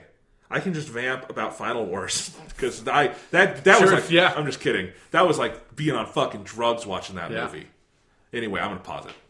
All right, and now it becomes a two-laptop podcast, which longtime listeners will know is the best kind of podcast. It's generally reserved for, like, the crazy ones, and this is a stupid fucking list that I made, so I guess this counts as a crazy episode. So, Sean, let's start here. How did you get into Godzilla? What do you love about Godzilla? Just like your opening statements. Okay. I almost wonder if I should just straight up read my, like, opening to... I think I'm just going to read my opening that I wrote for my list, because I think this is the best way to preface this list. Totally fair. I'm not going to, like, read the stuff for, like, each of the individual entries, because then we'd be here for, like, 5 hours. But I will read my preface, because it gets into some of that stuff, and then maybe we'll expand on it. So, I love Godzilla. This statement is as true today with my painstakingly built collection of these movies, and if you won't release the Japanese cut of King Kong vs. Godzilla Universal, I swear I will import it. I learned Japanese, you bastards. You can't stop me now.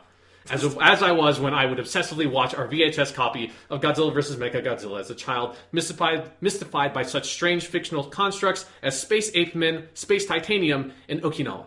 For Godzilla's sake, I gave a different, painstakingly crafted presentation on the big guy in his movies 3 years in a row for my Japanese classes. That is entirely true. I saw them. I have somehow managed in my life, this is off of my transcript, I somehow managed for basically every 6 months since I started learning Japanese to give some sort of huge presentation about my history of Godzilla, and that has now continued past the point where I have fucking graduated because we're now doing this podcast, and I am doing this again. So I've done this a lot in my recent years. Somehow I've managed to do all this. Anyways, the effect of Godzilla and the strange genre of kaiju movies he reigns over has informed a large part of my child and adult life. My relationship to these strange, beautiful creations has evolved and transformed as I have evolved and transformed as a person over the years. As a result of this, I have seen every single Godzilla movie, most of them at least twice. And while that knowledge has been a great boon to me, on this day it seems it must also be a curse. In anticipation of the American release of the first Toho-produced Godzilla film in over 10 years, Shin Godzilla, I have taken it upon myself to make a ranked list of all 28 Godzilla movies. This is a stupid thing to do. Before I rip my favorite series of films apart and fit it into a neat, mathematically organized list based on painstaking research into the latest innovation in science and technology, we need to set some ground rules. This list is not based in opinion. This list does not exist for the sake of such things as argument or debate. This list is not organized based upon my personal preferences nor anyone else's. This list has been constructed so as to realize the factually based quality hierarchy endemic to any series of objects which would reasonably be construed as having specific qualities which identify them as viable for reference as a linear progression of qualitatively defined quantities, in this specific instance a series of Godzilla films. This list is based in science, fact, and truth. I am merely a vessel for these things.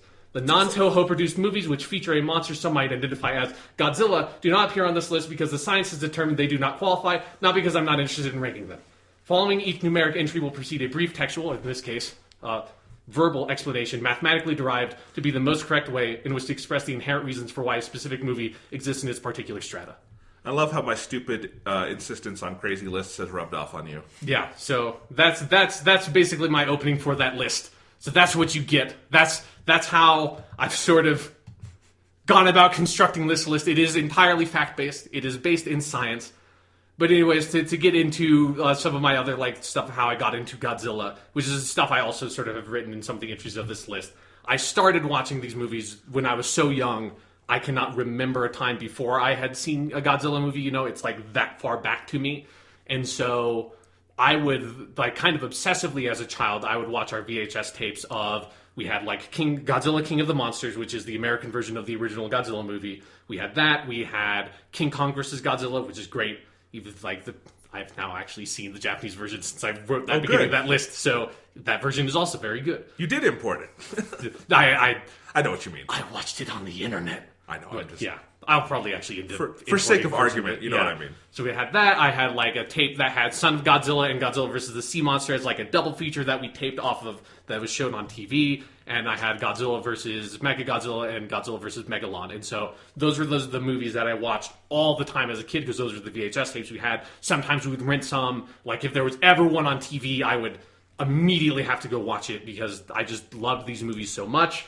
And then I think one of the bigger turning points for Godzilla for me was there's sort of when Godzilla 2000 had its theatrical release, and that was that was a little bit after the American Godzilla movie came out.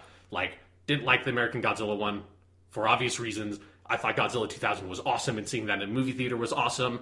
And then at some point around there, when we were on a road trip, I remember specifically we're in a hotel room, and it was one of those ones where they had HBO, so you had there were just my parents would be watching movies and stuff in the hotel room, and then that Godzilla, a movie that I now know as Godzilla vs. Biollante, which is one of my favorite ones, which we will talk about when we got onto the list. That was on TV, and that's one of the ones made. It was made in 1989, so it's was one of the ones after that initial wave of Godzilla movies, and the effects were so crazy, and it just looked so awesome. It's because as a kid, I had no idea there were new Godzilla movies other than Godzilla 2000. I always it seemed like you had all those old ones, and that was it. And then watching because I would have seen this probably 2000 or 2001 in that hotel room. A movie made in 1989 seemed that still looked super recent. It looked contemporary. It's there's a whole world of Godzilla movies I don't know about.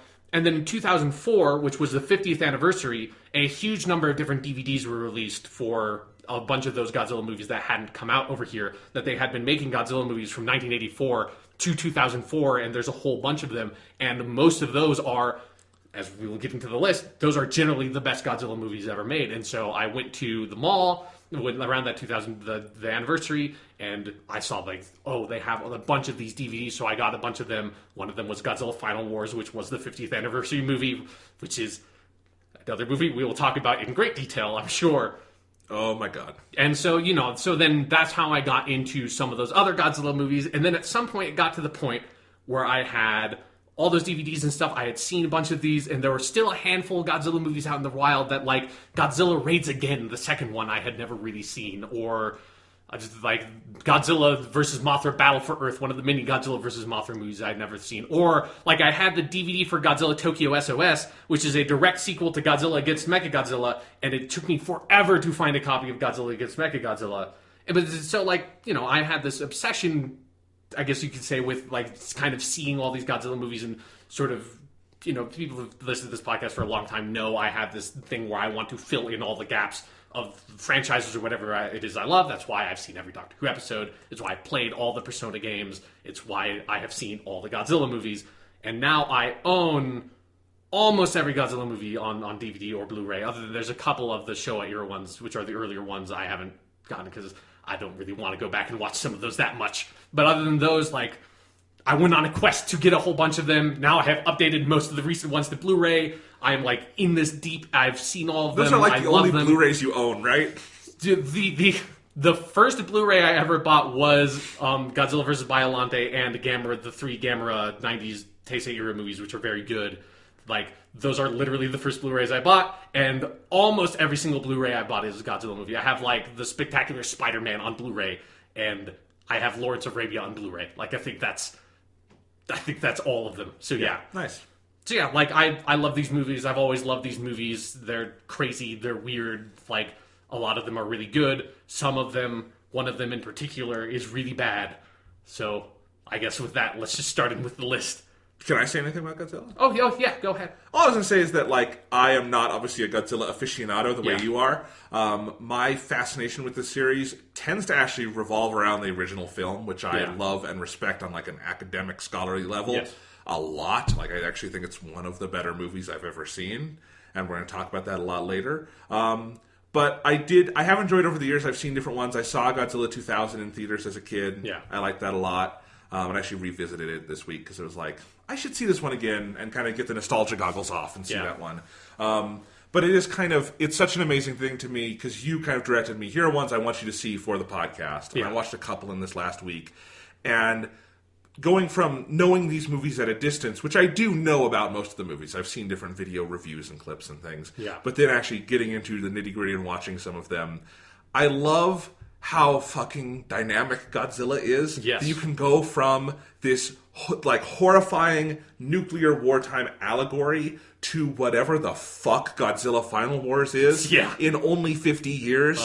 Because it's easy to make the comparison that like Godzilla is Japan's James Bond. Because it kind of is. It's this series that goes through a lot of different phases. It has these peaks and valleys. Sometimes it's amazing. Sometimes it's terrible. Yeah.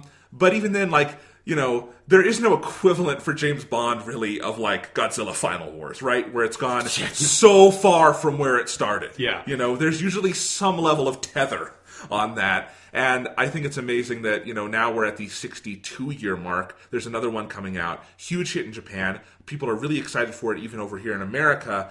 And it's a new thing again. And I think that's really cool and why it's worth talking about. Yeah, it's something where, you know, thinking about how you said that it's like, there's this huge spectrum with Godzilla movies, and it is the kinds of Godzilla movies I like are the ones that try to like go for something really specific and nail it. And it's like not necessarily I just like only like this kind of Godzilla movie, or like I only like the silly ones, or only like the serious ones, or something like that. It's like, and you will see when we get to the top of this list, it is the ones that have forged this identity and have nailed it. And so it's like either it's the silliest fucking thing in the world, but it totally gets how to do that, or it's like terrifying, or it's whatever it is. It's one of the reasons I'm super excited for Shin Godzilla is that it sounds like it is like it sounds from the views like it's more of a horror movie than any Godzilla movie has been since the original, and maybe even more than that one. And that's the reason, probably more than anything, that I'm so excited about it is the idea of a completely different, unique take on Godzilla from someone who knows how to sort of has their own unique vision and knows how to accomplish that.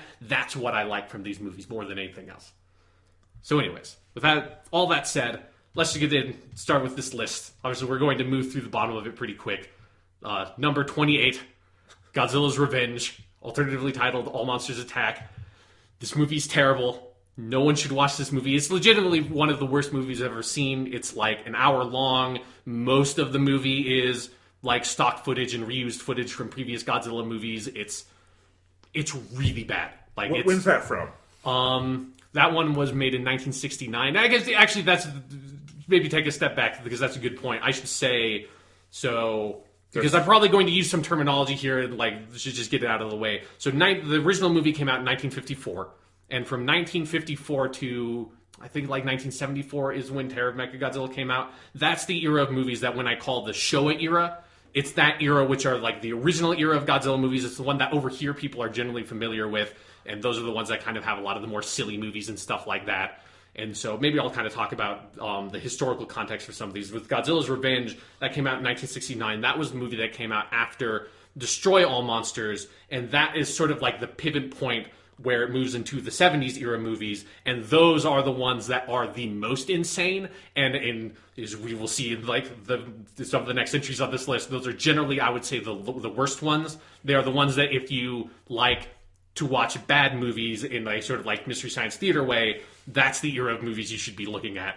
And then like the first half of the Showa era movies, the stuff that came out before Godzilla's Revenge, those like some of them are not that great, but those tend to be a little bit more serious, and those are all directed by Ishiro Honda, who's the original director and stuff like that. So that's so those are the 60s and 70s ones. Then after that, they brought Godzilla back in 1984, and from 1984 to 1994, I believe, that's what I will call that is generally referred to as the Heisei era of movies. So when I use that terminology, that's those ones. And then the ones that started with Godzilla 2000 up to Final Wars, those are the Millennium era movies. And so that's generally regarded by fans as like the distinct periods. So when I use that terminology that I'll probably just do offhand, there's your little like sort of glossary. Now we're starting a new era, which we'll have to figure out what to call at some point. We'll need at least 2 movies for it to become an era. So hopefully, that will happen, and we can have fun.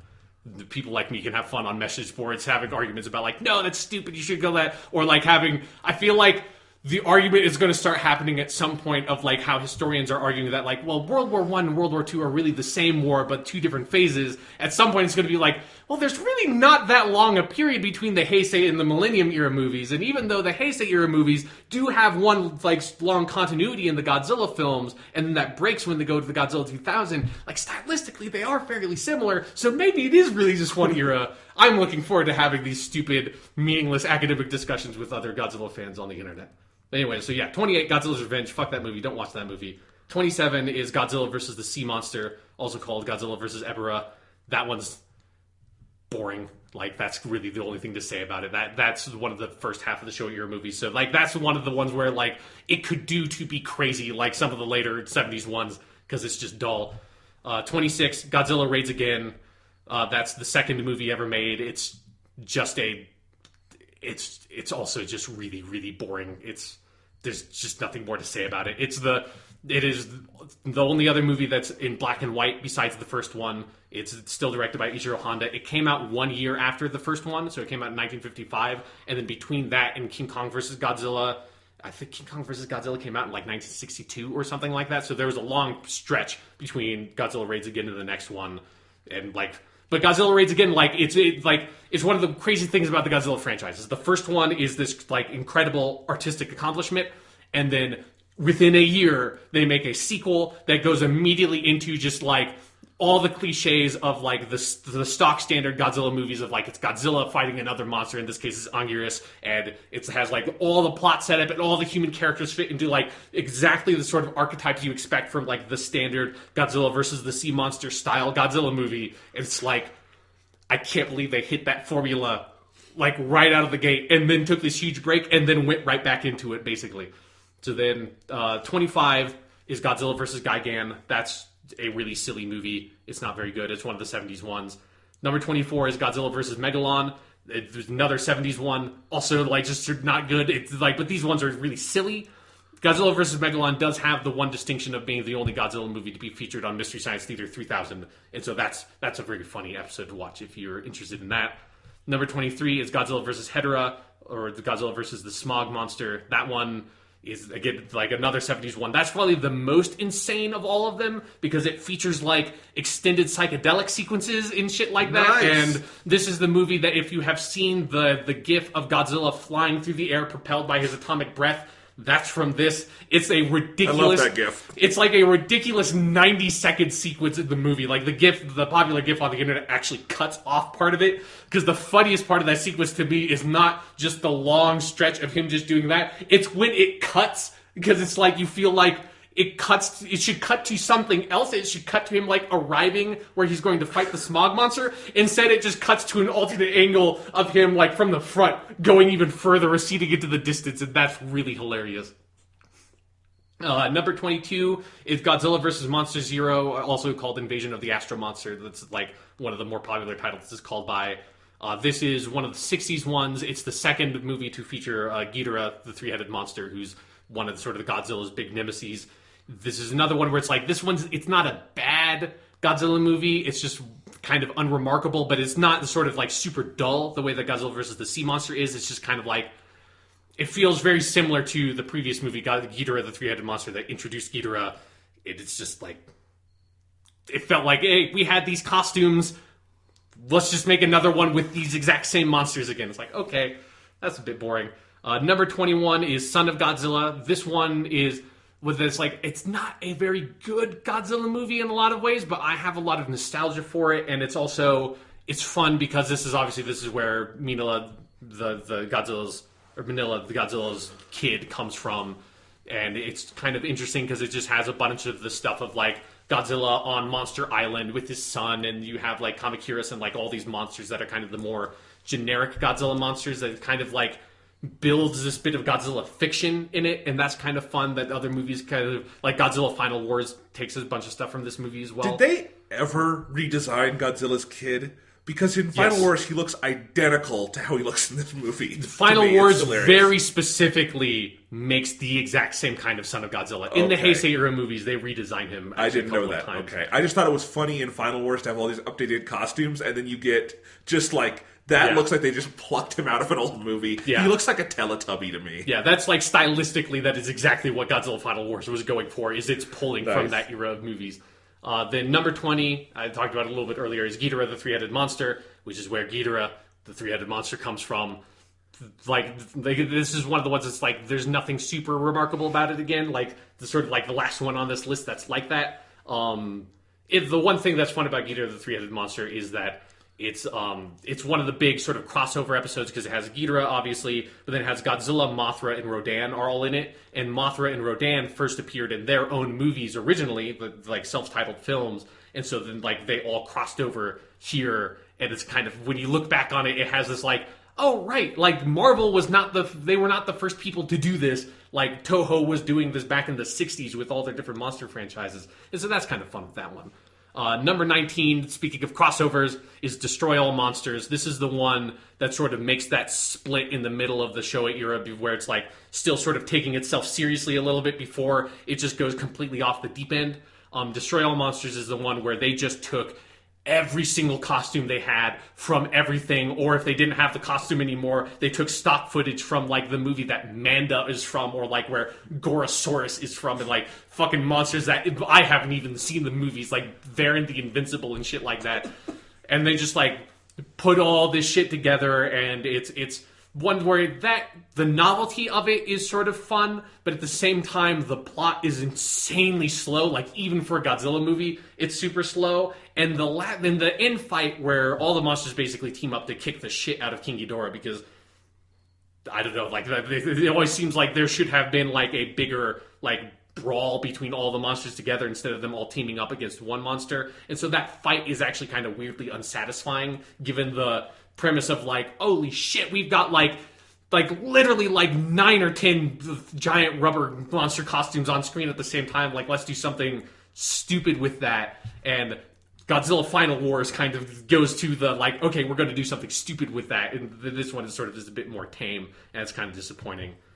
Then next one, number 18, Godzilla vs. Mothra, Battle for Earth. This is the first Heisei era movie on the list. It's a Godzilla versus Mothra movie. It sort of feels like an also ran from... Which like, how many are there, and where does this fall? Godzilla versus Mothra. So, I mean, Mothra appears in so many that it's always kind of hard to remember. Obviously, there's Mothra versus Godzilla, which is very high up on this list. That's a very good one. That's the fourth Godzilla movie. That's where, obviously, that's the first crossover. Then Mothra is also in Ghidorah, the three-headed monster. Mothra is definitely in Destroy All Monsters. Like, I don't even know if I can... I'm just asking, like, how many Mothra versus Godzilla specifically titled are there? It's only those two that have the title, but Mothra fights Godzilla in multiple ones. Like, Mothra specifically fights Godzilla in Tokyo SOS and in Giant Monsters All Out Attack, which I've seen that one.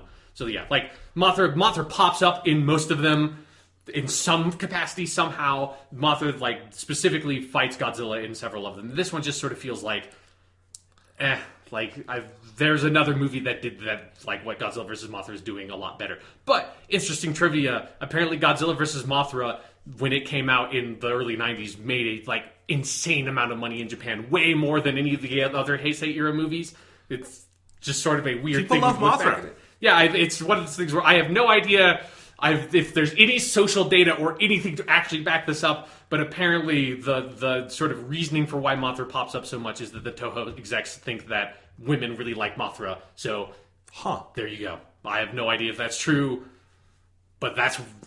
Godzilla vs. Mothra made a shit ton of money, so who knows? I have no idea. Honestly, Sean, that's a phenomenon you get a lot in Hollywood where really the answer is audiences love Mothra. Yeah. And you have, or whatever the character is, and that increases attendance. And because women are going to make up half of an audience, you just say, oh, women must love Mothra. And I'm sure women do love Mothra, but I can tell you right now, there's two men in this room who also love Mothra. Yeah, no, like, again, Mothra versus Godzilla is very high up on this list. We'll get to that later. Mothra is like the greatest silly monster to me, because there's no reason Mothra should work intrinsically, and yet it always does. There's something, like, so elegant about Mothra. There's such a huge contrast between Mothra and all the other monsters that, like, accompanied with Akira Ifukube, who's the composer for most of these movies. His Mothra music is so good that it's like...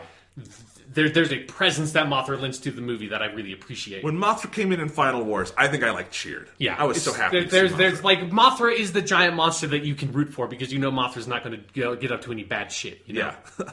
So anyways, the next one is 17, Terror of Mechagodzilla. One of the very, very few direct sequels in any Godzilla movies. It's the last Showa era movie. It's the direct sequel to Godzilla vs. Mechagodzilla, which is very high on my list.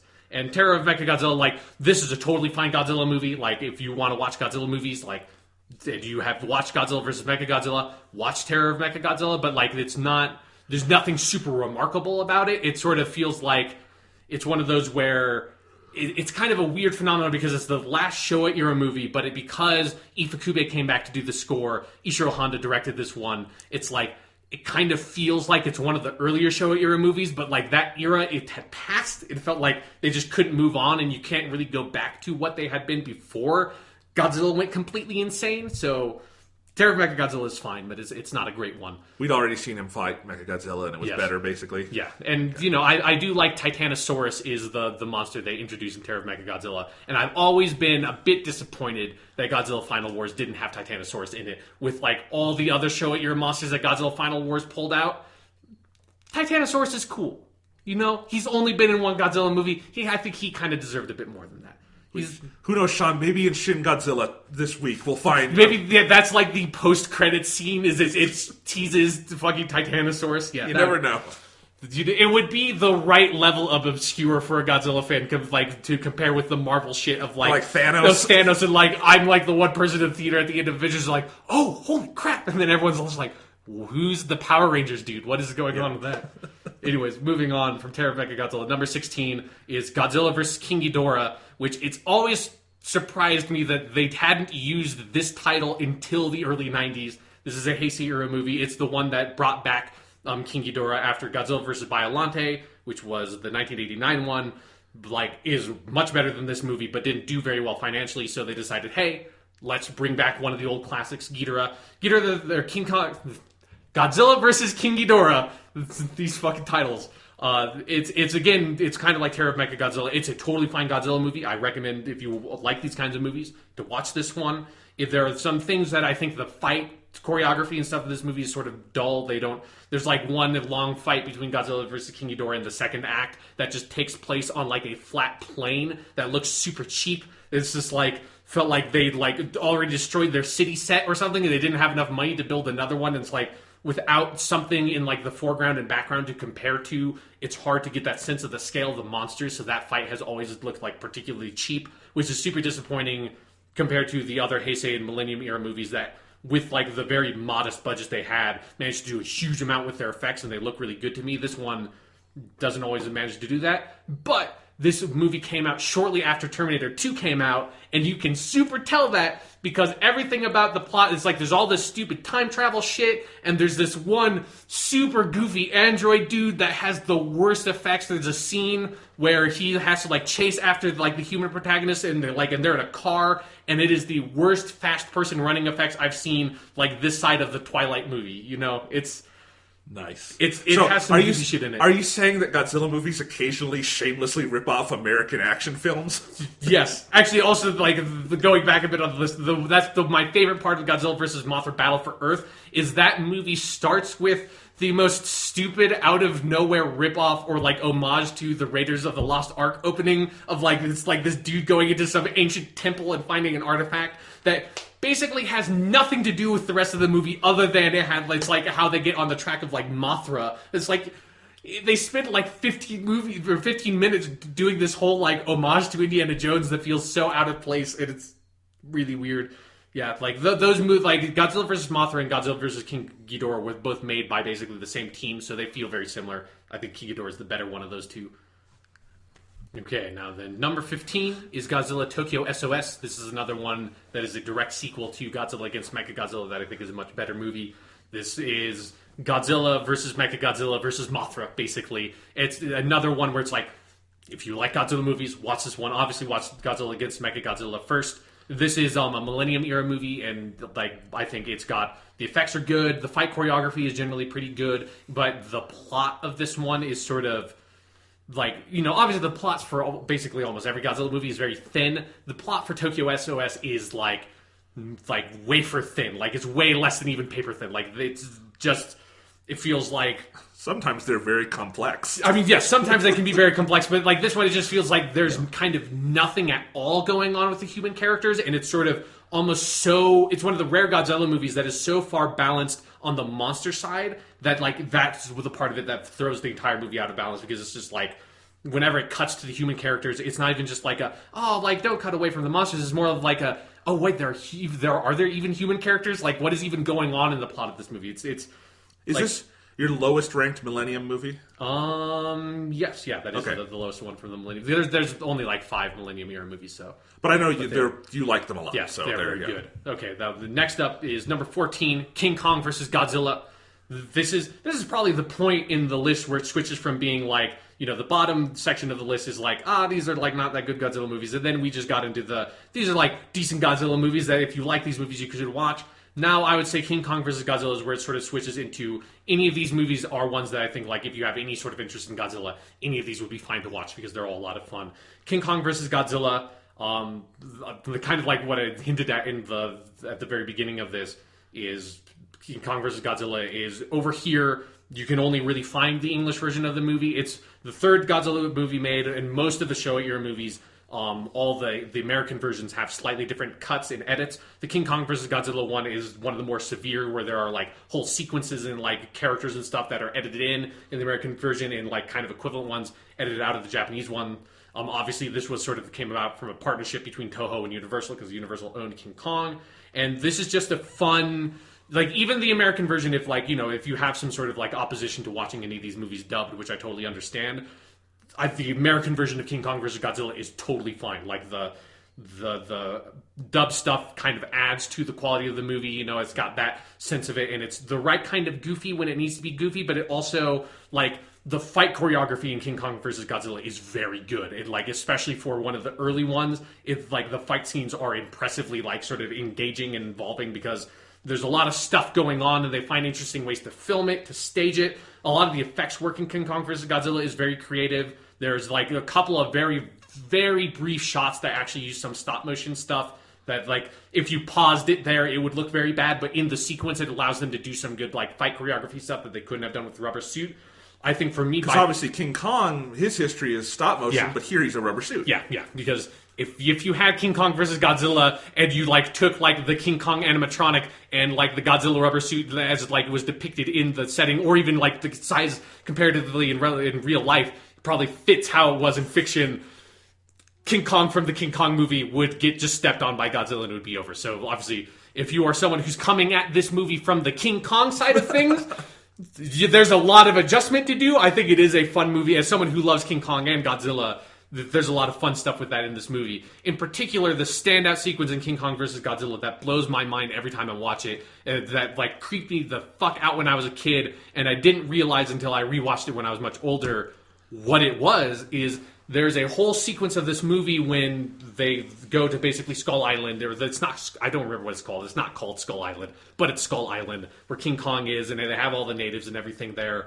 And there's a sequence where the Japanese guys who are going to investigate like these rumors about this giant monkey man on this island, they're staying the night in the sort of native village, and a giant octopus attacks the village, and then King Kong comes in and saves them because they sort of summon King Kong with the drums.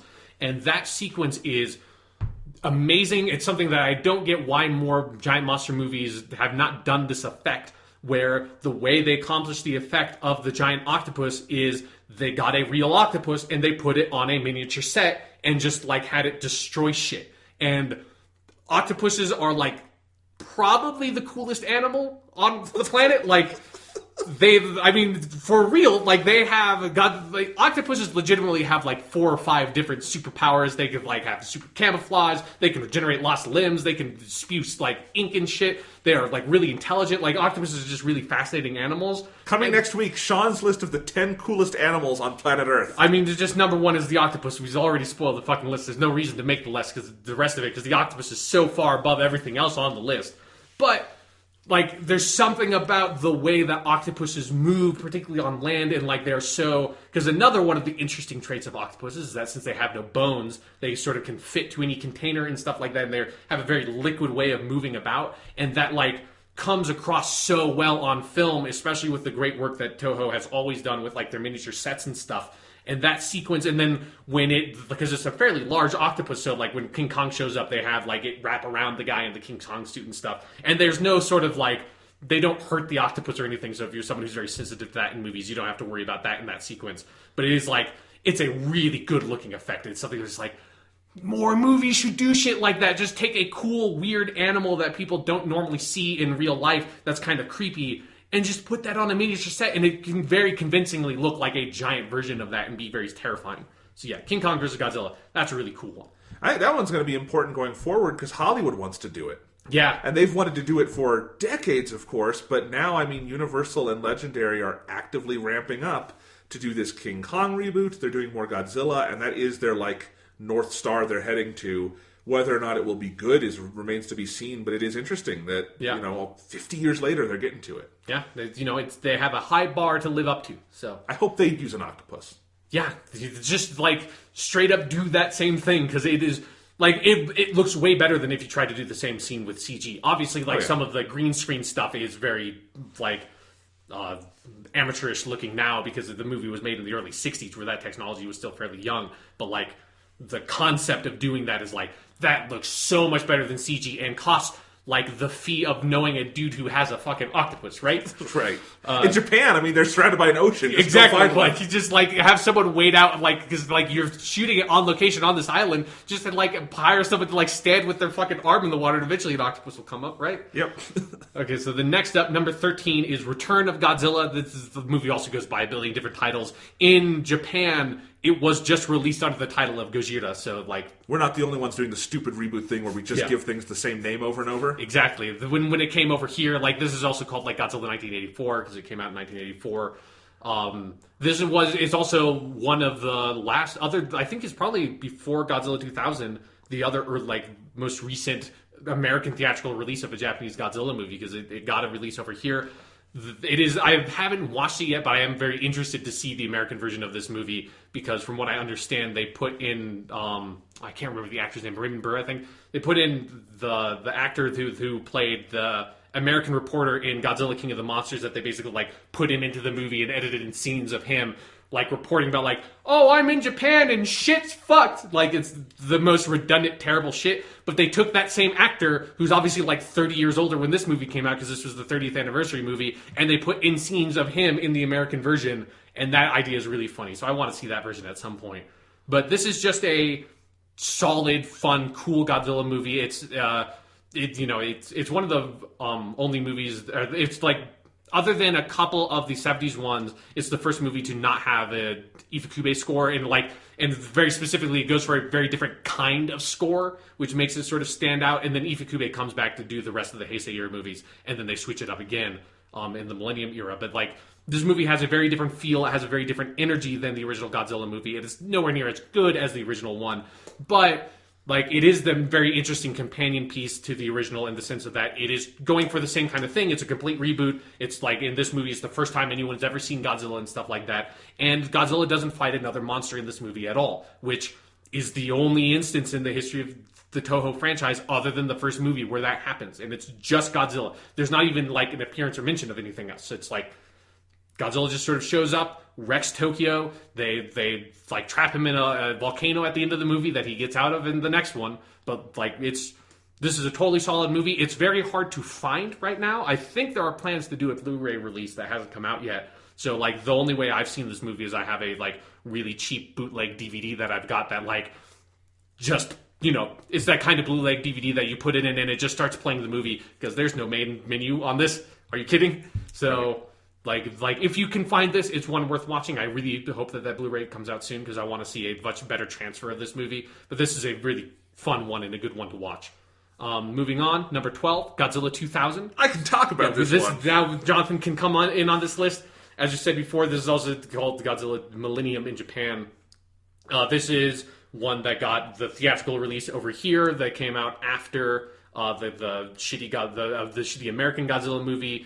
It was sort of Toho's after Godzilla vs. Destroyer, which is a movie we'll talk about later. That was the one that ended the Heisei era movies. Then Godzilla 2000 came out and sort of started the Millennium era one, where whole new continuity. And the whole sort of theme of the Millennium era ones is that basically each different movie is a different continuity, other than the two sequels. But there's sort of a sense of all the Millennium era movies are kind of their own thing. That's sort of a weird sequel in some way to the original Godzilla movie. So, totally new suit redesign, different kind of score, just a very different sense of itself.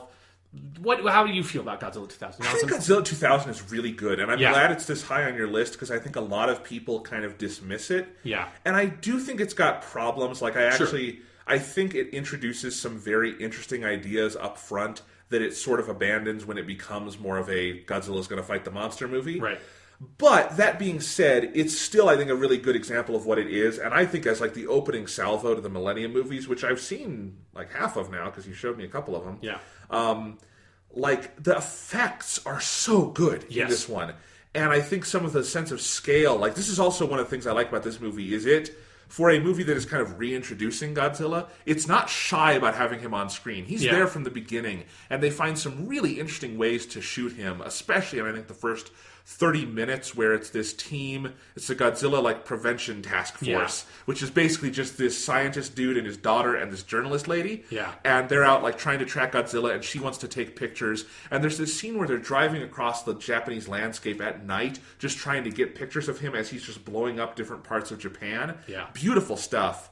And so I love all of that. I think the middle of the movie sags a little bit, and then it picks up when you get into the city again, or the end part in Tokyo, where he's fighting the weird alien. Orga is what it's called. They don't say his name in the movie, right? That's what it's called. Well, he's a UFO for most of the film, and really bad CGI. And then when he becomes a suit, he's awesome. I actually kind of like Orga as a villain.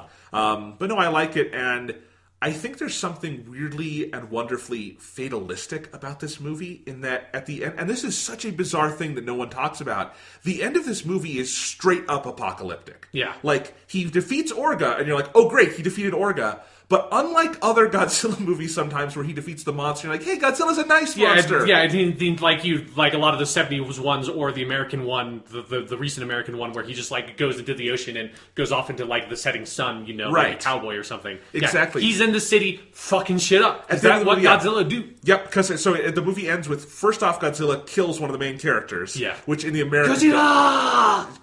Great scene. And then he just starts blowing the city to hell. Yeah. One of the last shots is he uses his fire breath and blows up half of Tokyo, and the characters are running out of that building, but they're gonna die. Godzilla's gonna destroy the world is basically the end of this movie. And I don't quite know what to make of it. I don't know if it's fully thematized, but I know it's it hits you. It's that was intense. And so I actually like this movie a lot. And I watched the dub because that's how I saw it as a kid in theaters. Yeah. And I wanted to make sure I watched one Godzilla movie dubbed because it's such a part of his history. Yeah. And it was kind of fun to do that because that dub knows exactly what it is. Yeah, like the dub of Godzilla 2000 is very good. Like they do very intentionally with the dub version, like kind of like play it up. Yeah, play it up and make it sort of jokey and stuff. I do think they do a good job of sort of like they do convey the characters well, because this is one of the Godzilla movies that I really like a lot of the human characters a lot. I really like the dad and the daughter and the reporter. They're sort of like the main three protagonists, and their kind of relationship together as it revolves around them sort of investigating Godzilla. And then, yeah, like everything you said with the effects are great in this one. I really love the 2000 suit design. Yes. Like it's a very, with like the big like sort of sharp spikes and everything that's really cool. I really love, as of like sort of coming at it from a big Godzilla fan perspective, I think this is by far the best Godzilla movie that sort of portrays the sense of like the alien monster coming down, where you have a bunch of them where it's like, you know, Mechagodzilla was made by aliens in Mechagodzilla, and like King Ghidorah comes out from space. He comes from like Venus or Mars, depending on which version of the movie you see. And so like it's not, or like in Invasion of the Astro Monster, obviously like that King Ghidorah is also from space, but it's a different sort of, they just kind of ignore that we know what King Ghidorah is. So there's the Godzilla movies, particularly the 70s ones and the 60s ones, have a lot of monster comes from outer space sort of thing associated with it. Or Godzilla versus Space Godzilla is probably the most remarkable one that's like, yeah, that's a Godzilla that came from space, and Godzilla has to fight the one that came from space. We'll talk about that movie in a little bit. But this is the one that it conveys a sense of like, there's almost a like vaguely like Contact or 2001: A Space Odyssey element to Orga, where it's like, you don't know what this thing is. You don't know where it came from. You don't know like what it really looks like, or like what it's like, how it survives, what it's thinking. Like you sort of get a sense of what it's trying to pursue, and that it's probably trying to conquer Earth or something, because it's super interested in Godzilla and like sucks his DNA and turns into that monster at the end and all of that stuff. But I just like how sort of mysterious the monster is in this, and that the fact that like it doesn't have a name in the movie. Like Orga is just for like marketing purposes and stuff. And I think, you know, the more I talk about this movie, I actually like it more, because I think there's a lot to dive into with this one. But like part of it is, you know, with Orga, he becomes this distraction for the humans at one point, where there's a lot of debate in this movie about whether Godzilla, not whether he's good or bad, but whether he's like part of us or not, almost. Yeah. And I kind of like that, and that the humans kind of lose sight. It's almost a commentary on how these monster fight movies work. Yeah. Because the humans kind of lose sight of it, where they're like, we're going to let Godzilla fight Orga for us, and yay. And it's like, but that doesn't stop Godzilla being like the sin we have created, and then he just continues to destroy shit. Yeah. So like, I think Orga works as a counterpoint really interestingly. And yes, the Contact-esque stuff. When I was a kid and I saw this in theaters, because I went to see this because the way it was marketed, if you didn't know anything about Godzilla, TriStar kind of tried to sell this as like their own sequel to their shitty 98 movie. Yeah. I was like, it's a new Godzilla movie. We made it. Yeah, they're sort of like trying to ride the wave of all the marketing hype from the American one. And so I didn't really know a lot about it when once it started, I'm like, oh, this is dubbed and all that. This is not. That does not look like the Godzilla from that other movie. It looks way better. No, it looks way better. But I remember being struck of like, man, those images have stuck with me. Like I will say that, like, I remember very little of the 98 movie. I saw it as a kid, and I've seen the funny reviews and stuff. But like, I had not seen this since the year 2000. So 16 years, more than half my life. And I could remember exact shots of things like Orga and stuff. There are images in this movie that stick with you. Yeah. And I also just want to note, I pulled the DVD out because I was like, the American poster for this movie is so good. It's one of my favorite posters for any movie ever. Yeah. If you've never seen it, it's basically it's almost Drew Struzan-esque in that it's a painting of Godzilla. He's breathing fire. There's like a helicopter flying in. The whole city's exploding, and it's got that great tagline, "Get ready to crumble." Yeah. No, Godzilla has a long history of having like really awesome posters that like the Japanese versions of the movies did have like really, really cool sort of painterly versions of them. I have a couple of posters in my room that are different paintings of Godzilla posters and stuff. But yeah, I love this one. Yeah, Godzilla 2000 is a really good movie, especially if you don't want to watch any of them subtitled, or if like you want to like show a Godzilla movie to a kid or something.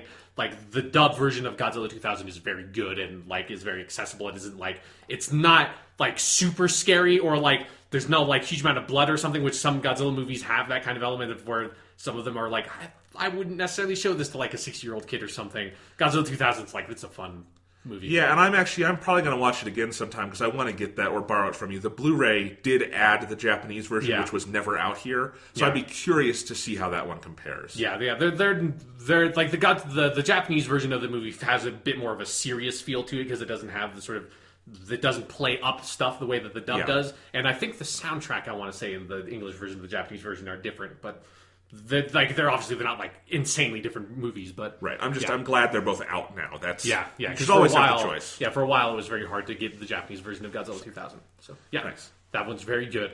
And moving on, number 11, Godzilla versus Space Godzilla. This movie's fucking stupid, but it's one of those where it's like, unlike the 70s ones, which were stupid and goofy, but like also had just horrendous pacing and like used stock footage way too much and like were sometimes like incomprehensible in terms of what they were kind of trying to convey with plot. Godzilla vs. Space Godzilla is stupid, but it knows what it's doing and it executes on it fundamentally very well, and it has one of my favorite sort of like action climaxes of any of these movies. I mean, actually all of the ones coming up have that kind of element to it, obviously. But it's just like the execution on the climactic scene where you have Godzilla fighting Space Godzilla, and then you have the human defense forces piloting Mogura, who's like this big mech kind of guy. And obviously the humans are trying to manage the situation and find a way to kind of stop Godzilla. And Space Godzilla and Mogura is piloted by two sort of like kind of rookie guys, and then one guy named Yuki, who's this sort of like old veteran who's I forget what his backstory is, but it's like his family or something was killed by Godzilla, and he's got this like sort of revenge vendetta and wants to take Godzilla out. And his performance by that actor does such a great job playing that character of like this guy who seems so sort of like relaxed and kind of like doesn't give a fuck and has given up on everything, but like inside it's like he just really wants to kill Godzilla. And like that part of the movie is very fun. So the one thing I've always really loved about Godzilla vs. Space Godzilla is that the plot of the movie feels like the guys at Toho took out like an old like in production Super Famicom Godzilla game that got canceled at some point and like looked at like the opening cutscene like plot setup of it. It was like, oh, we can just turn this into a script. Like we can just throw some of like our characters from the Heisei era movies. Like there's this one psychic girl who's in all the Heisei era ones she has a very big role in this movie. It's like we can just kind of do that and then just take this plot of there's a Godzilla that's from space that just basically looks like Godzilla with big crystals growing out of his back, comes out of space, kidnaps Godzilla's son, like flies to fucking Tokyo or whatever, and Godzilla has to go and beat up the Space Godzilla and save his son.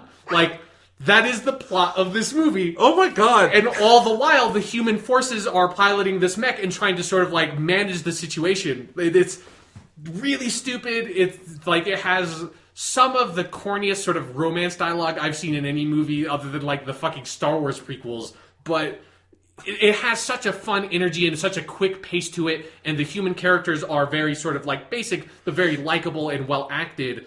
And the action set piece at the very end of the movie is just, it has all these different phases and so many elements with the three different sort of like characters trying to fight each other in different ways. And then ultimately like the humans kind of helping Godzilla team up to beat Space Godzilla and then kind of lure Godzilla out of there to like solve the situation. How they manage all of that stuff with Yuki's sort of like character arc of like his personal vendetta. That stuff's just like super fun to watch. This is a insanely rewatchable Godzilla movie because it's just one that when I was a kid and I got the DVD for the first time, this is a movie that I would have like playing on the background constantly, just like I need to do homework, I'll just put on Godzilla vs. Space Godzilla and like do this like sort of boring homework and then look up every now and again when something like one of my favorite scenes is on. It's that kind of movie that like if they showed Godzilla movies on TV, this would be that kind of movie where you're like, oh, Godzilla vs. Space Godzilla is on, I guess I'll just watch the ending of this movie right now and then move on with my life. It's got that side of element to it, and I like that a lot. Nice. Moving on, number 10. We're in the top 10. Yes, we are now officially in my top 10 Godzilla movies. Number 10 is Godzilla vs. Megaguirus. This is basically the second Millennium Era movie, so this is the one they made after Godzilla 2000. I can't remember the director's name because there are a lot of directors for Godzilla movies, but the director for this one is very good. It's basically the same director that did the next couple of Millennium Era movies, Godzilla Against Mechagodzilla and Tokyo SOS that we talked about earlier. And the director has a really great sense of how to do action with Godzilla and sort of plays up there's almost like a vaguely sort of anime quality to the action where it's like there's a scene like basically at the end of this movie when Godzilla's fighting Megaguirus, which is this big kind of bug monster, where like Godzilla like Megaguirus is flying and charging at Godzilla, and this is the same sort of 2000 suit, so it's that kind of design. And the Godzilla sort of like is looking at him, and it's like the guy's flying, and the Godzilla looks at him in this sort of wide shot, and then like at the last second, Godzilla ducks, and there's like this sort of like whooshing sort of sound effect that plays, and then you see that Godzilla uses his like back ridges to cut off Megaguirus' claw, and it's like this very sort of played up action choreography that's not just the sort of standard like Godzilla like stands 10 feet away from the monster and shoots him with his atomic breath kind of stuff that a lot of the Godzilla monster fight scenes are. Like, it's a lot more creative than that. And then also Megaguirus just has a really fun sort of B sci-fi plot about like the army is sort of trying to, as always, there's like the Japanese special like G forces or whatever that are trying to stop Godzilla, and they come up with this sort of black hole weapon, the singularity weapon, to try to kill Godzilla. And when they use it, it like rips open a portal in space-time that this like little bug thing flies out of, and then it gets mutated and turns into Megaguirus, and all of that stuff's a lot of fun. And there's some really great scenes of the G-forces trying to stop Godzilla and like using this sort of like satellite-mounted singularity gun to try to shoot him, and how Godzilla sort of... It's one of the many Godzilla movies where they present Godzilla as being actually very clever, in a way that people don't really... He surprises everyone because they think it's like, oh, Godzilla's just this big dumb monster. But then when they're actually trying to take him out, you realize like, no, Godzilla's... Like, whether he's sort of like sapient or something, who knows? But Godzilla is smart. Like, Godzilla will outwit you. Godzilla knows how to fight something. Godzilla knows how to survive. And I always like when you present Godzilla with that kind of character of him being cunning, but also a force of destruction, you know? And that's sort of my kind of Godzilla movie, and Megaguirus is a very fun version of that. So then moving on to number 9, Godzilla vs. Mechagodzilla, same director. Again, this would be followed up by Godzilla Tokyo SOS. This is basically where the original Godzilla vs. Mechagodzilla is Godzilla fighting a robot version of himself made by aliens from space out of space titanium. This is... I love saying shit like that. But this is... Godzilla against Mechagodzilla is... Again, it's sort of a pseudo-sequel to the original Godzilla movie, which is actually a lot more important in this one than most of the other Millennium-era ones, where the whole plot is Godzilla fucked shit up, and then now a new Godzilla... And they killed Godzilla in the original movie. Spoilers, but it's 1954. And then a new Godzilla has showed up at some point and is destroying everything. And so to try to stop him, they find the bones of the original Godzilla they killed and graft like all this sort of like mech stuff onto it to make Mechagodzilla. And then they have a team of sort of ace pilots that pilot Mechagodzilla. And that's a great plot idea in like the scene where they like show that's like, oh, we found the bones and this is what we're going to use to sort of like as the frame, because these bones are so tough and strong for this robot we're going to use to try to kill Godzilla. So that's a really good setup. And then the whole rest of the movie plays like what is kind of surprisingly no other Godzilla movie really does that well, which is Godzilla fighting a mech in the sense of that it's like a mech anime or a mech movie, and that sort of like tradition of that is the sort of, you know, that kind of genre that runs parallel to the giant monster movies in a lot of ways. How did it, with all the mech connections Godzilla, how did it take 62 years for Hideaki Anno to direct one of these? Yeah, right. You know what I mean? I have no idea. It is something where it's just like... If you don't know, he's the guy who did Neon Genesis, Evangelion, and he directed Shin Godzilla, the new one. So it is something where the mech genre, when you like trace back its roots, like it comes from the exact same, like it's called tokusatsu in Japanese, of like sort of special effects movies, and you have stuff like Ultraman, which is a long running Japanese series that I should probably watch some of them at some point, because obviously it's my kind of thing, but it's sort of almost kind of Power Rangers-esque in terms of just like a big mech thing fighting giant monsters. And that's like a whole parallel thing to giant monsters fighting other giant monsters. And basically every Mechagodzilla past the Showa era ones does the like mech pilots thing. But the thing I like about Godzilla against Mechagodzilla is that it just sort of nails that general sense of like, if you're a fan of something like, you know, just as Evangelion is a little bit sort of weird, but if you're a fan of like Gundam or Ultraman or like stuff like that, and like that sense of like this team of ace pilots sort of coming together to sort of like pilot this robot and fight this monster, and the way that all that sort of works together in that drama, that sort of military drama with the sci-fi shell on it, this movie executes on that very well while also being a fun, engaging Godzilla movie. So if you're someone who that mech stuff appeals to, Godzilla against Mechagodzilla is a really fun movie to watch. Then moving on to number 8, another Mechagodzilla movie, Godzilla vs. Mechagodzilla 2, which is in Japan is just called Godzilla vs. Mechagodzilla.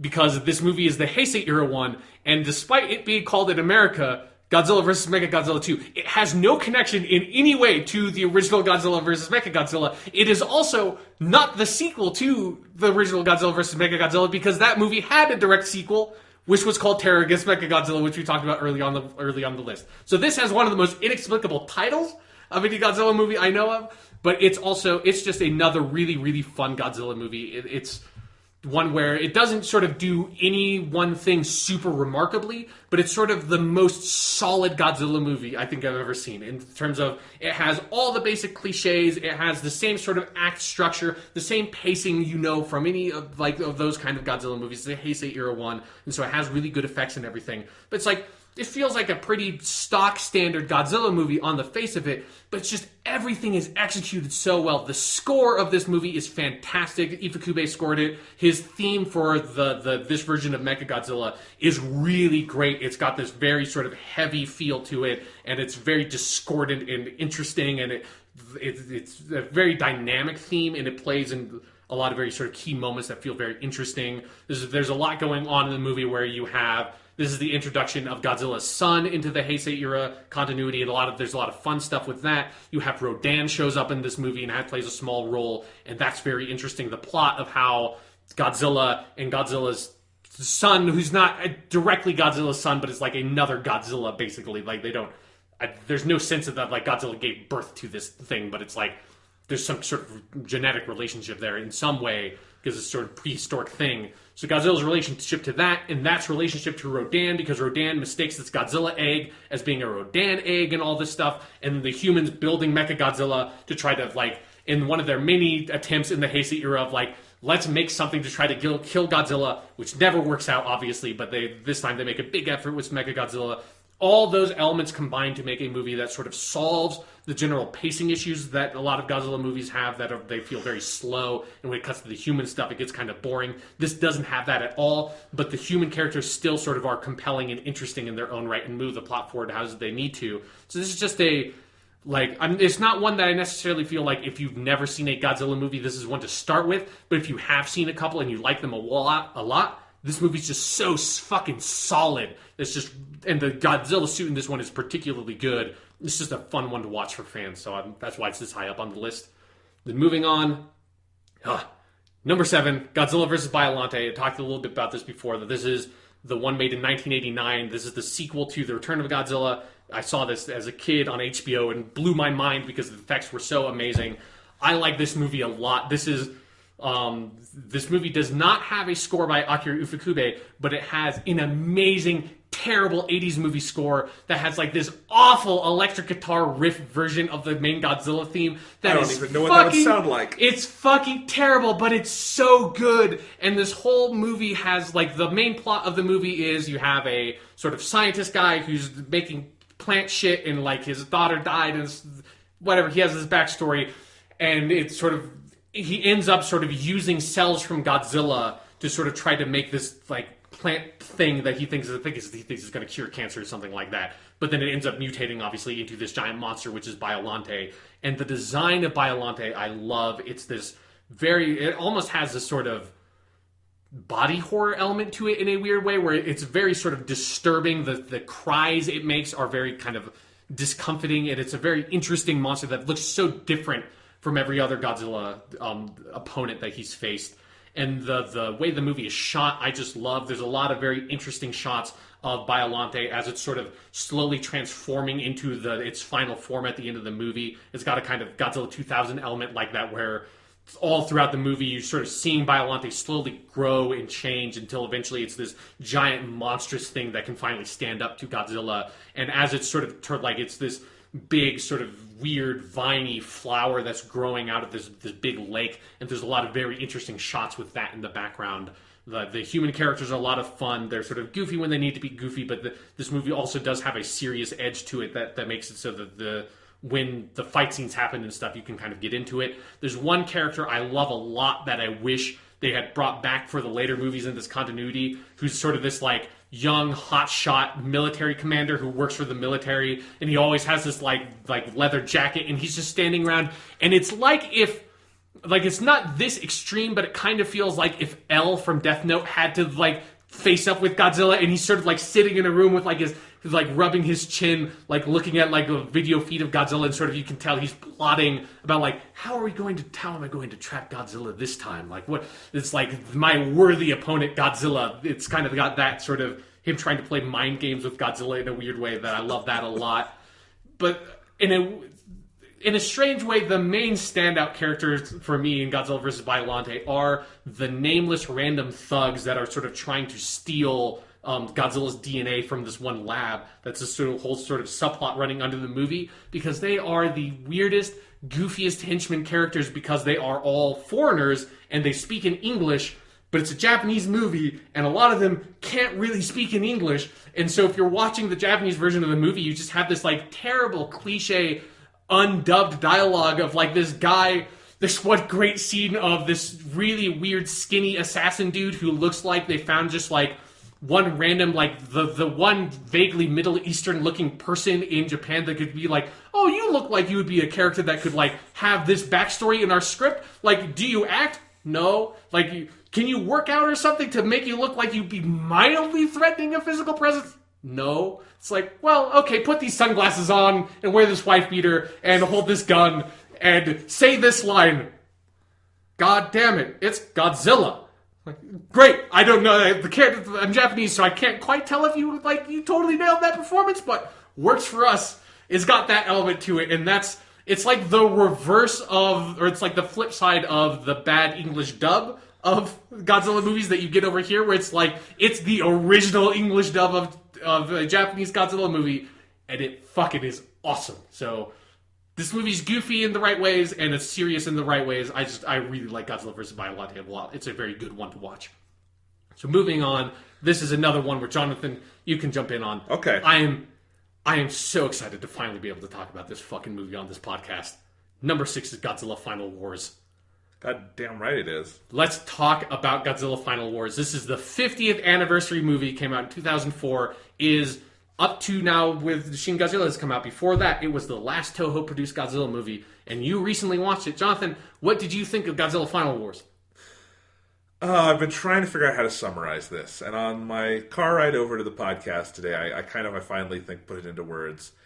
Godzilla Final Wars feels like the most expensive version of a bunch of kids in their backyard trying to make a home Godzilla movie or any kind of fan movie, because there really isn't an original bone in its body. Oh God, no.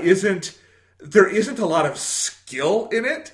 I wouldn't necessarily say it's a good movie, but it is an amazing movie. Yes. It is, like, passionate in a way that is so, like, naively excited about itself that you can't help but kind of love it. Like, by the time the first 10 minutes are over, your mind has already been just fucked by this movie because it is so bizarre and all over the map. It is trying to do and trying to be so many different fucking things. You know, it veers from being like a Power Rangers knockoff to a shot-for-shot recreation of The Matrix at certain points, to being a super cool Godzilla movie, but there's like an hour of the film that has no monsters in it. Uh-huh. So it's like, it is insane. One of the main characters is like a Russian dude who speaks English, who's American, who has a sword, and he like becomes the main character, but like you said... Are you talking about Don Fry as Captain Douglas Gordon, the greatest American performance in a Japanese movie in the history of the medium? Pretty much, yes. I think my initial description on Twitter when I was watching this movie, because I couldn't help but live tweet parts of it, was this, and this, there's a lot more ingredients, but the basic ingredients is this felt to me like Godzilla, Power Rangers, and Thunderbirds had a baby in a 90s roller rink. And that's what it looks like. Yes. Pretty much. It is basically everything you described. This is a movie that... So I'm going to read a quote here from the director, who's Ryuhei Kitamura, he's done some other stuff. He has a very distinctive style. This is the only Godzilla movie he's ever made. And this is... If somehow Godzilla Final Wars is the only Godzilla movie you've ever seen, no, there is no Godzilla movie that is anywhere near close to what this movie is stylistically. Like, it is an insane outlier. And again, like I said earlier, the outliers of Godzilla are one of the things I love. I love a like weird visionary kind of dude just coming and being like, here's all these costumes and shit. Like, fuck it, let's just make a crazy thing that fits what my perspective of Godzilla is. So here's a quote from him.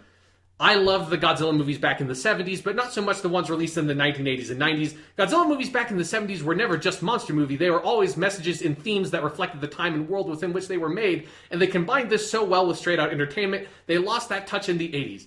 That is a statement about Godzilla movies I could not more profoundly disagree with. I think that is an insane perspective. I think the idea that the 70s ones, which are universally, with the exception of Godzilla vs. Mechagodzilla and Terror of Mechagodzilla, occupy the bottom of my list, that they somehow have messages and themes that reflected the time and world within which they were made, is fucking insane to me. It's even more insane to think you're doing that with Final Wars. I just want to say, like... but that's what I'm saying. This, like... I don't know how, like, I don't understand how that is the framework he looks at these Godzilla movies at, because, I think the ones made in the 80s and 90s and early 2000s, this is one of the early 2000s ones, those are by far, on average quality levels, the best Godzilla movies made. Like, if you're going to watch a random Godzilla movie and, like, you throw a dart at, like, a wall that has posters of all the Godzilla movies, aim for the bottom part of that list, because you're probably going to hit a really good Godzilla movie. So his perspective on the franchise, I think, is crazy. But when you watch Godzilla Final Wars, you totally see what he's saying, because it's like, I don't see any sort of message and themes about the time they were made in Godzilla vs. Megalon, but this looks like a movie made by someone who did see that and thinks that, like, this is how you comment on, like, social issues or something, is you make this insane Matrix ripoff thing. But I fucking love it. It is. I talked about earlier about, I think Space Godzilla is one, like, a Godzilla movie that's infinitely rewatchable. Final Wars is also infinitely rewatchable in a totally different way.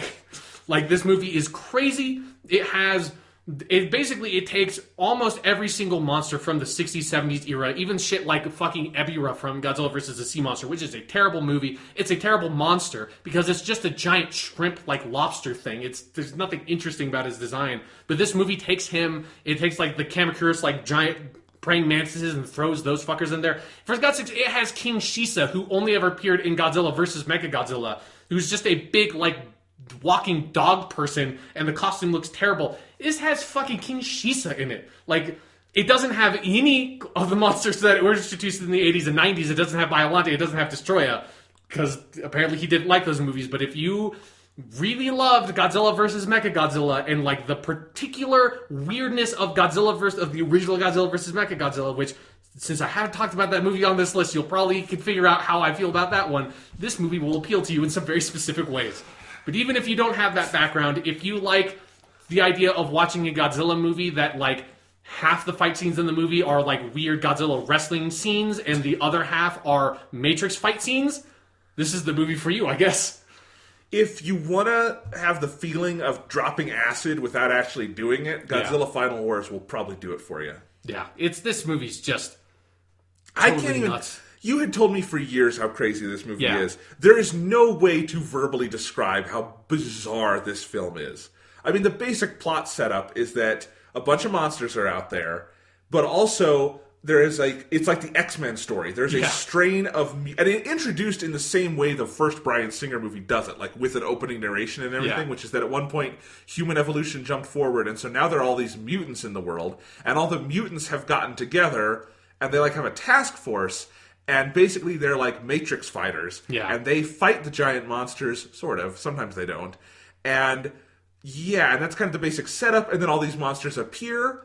And then the movie just takes a hard left turn because an alien ship comes. Yes.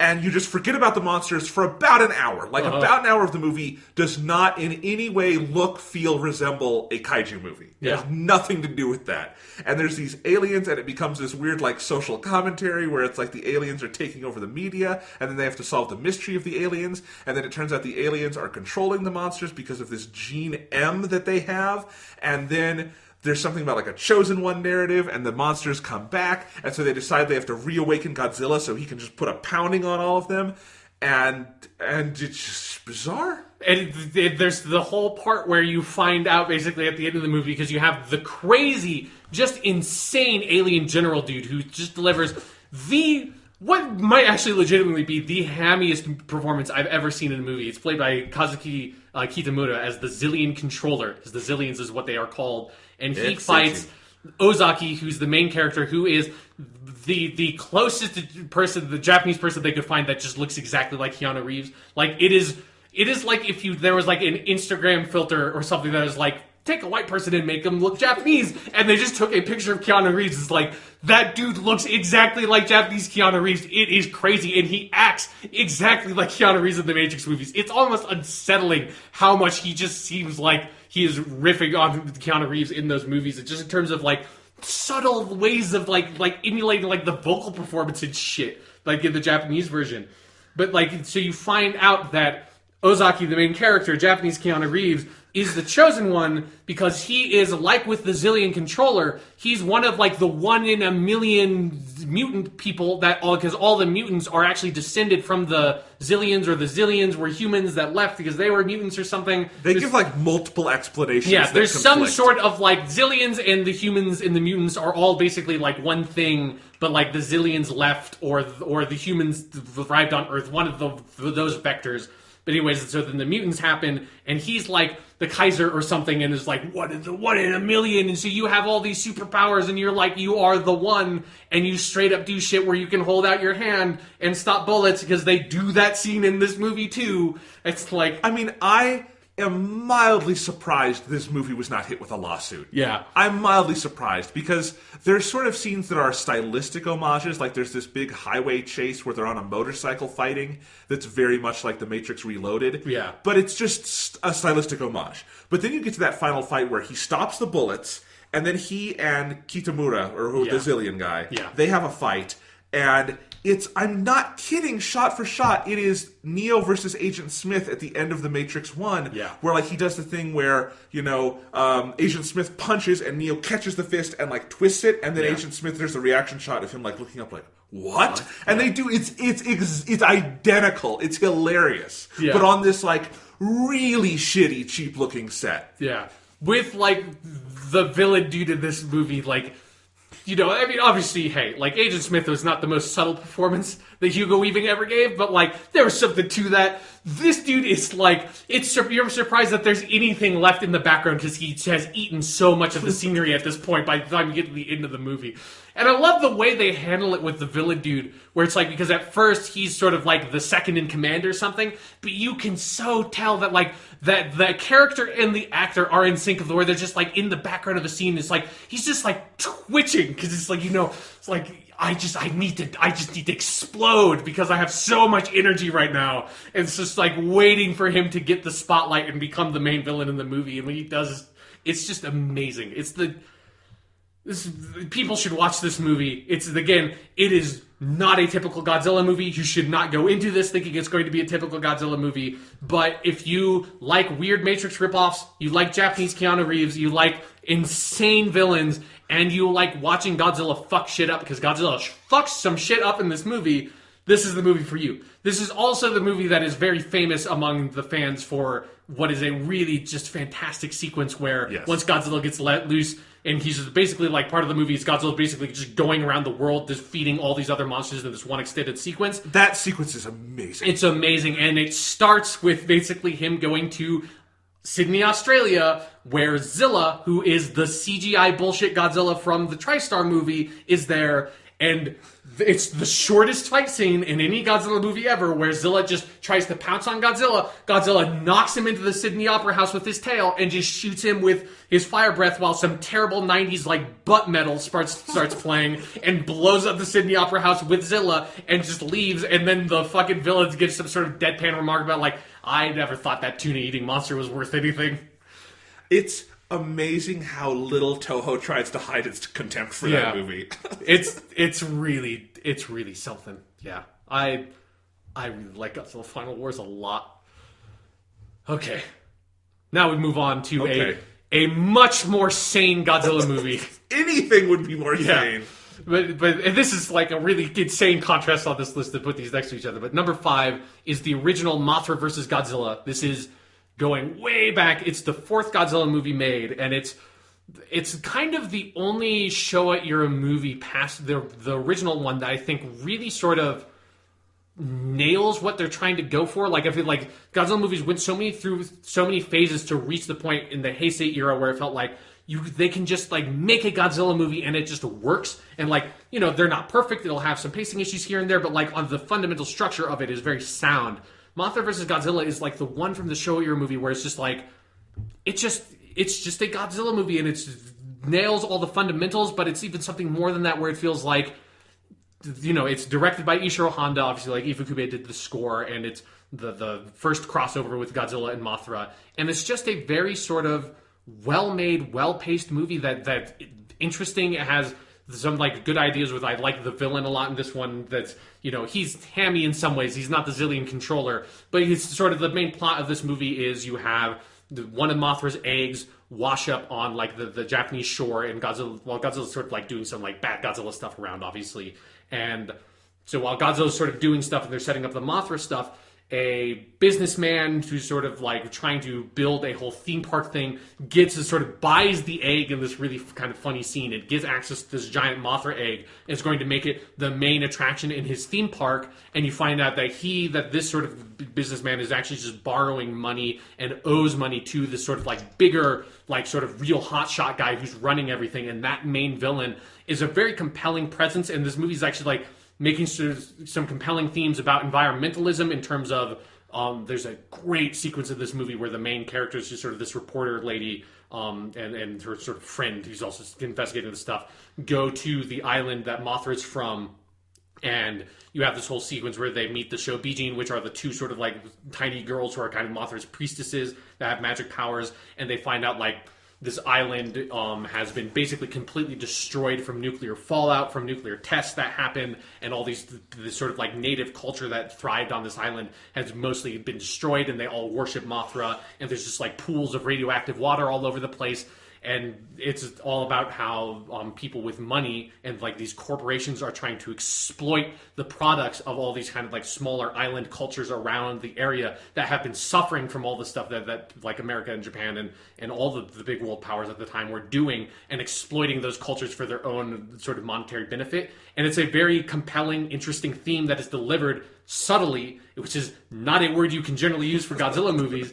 It is, don't say. Yeah, it is also backed up with what is by far my favorite score in any Godzilla movie, because this is, again, the Ifukube has always really shined with the Mothra music, because it allows him to stretch his legs a bit and not just do his 5,000th like military march theme, because he has to do a new one for all of these movies, and he gets to do some very like beautiful songs, because the Peanuts, which were a sort of like Japanese pop band of the time, they play the twins, the Shobijin, and so they actually perform their own songs, and they perform like the Mothra song.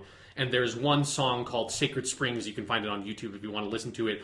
That's this whole scene when they're on Mothra's island, when the two main characters are sort of like walking around and talking to the Shobijin, and then like see the sort of like the one piece of nature that is left intact. And it's just this like basically 3-4 minute sequence of this movie where they are just singing this sort of like wordless song, and it's this very beautiful, haunting melody of them sort of like coming together, and then the melody sort of like splitting apart because they're sort of singing different parts.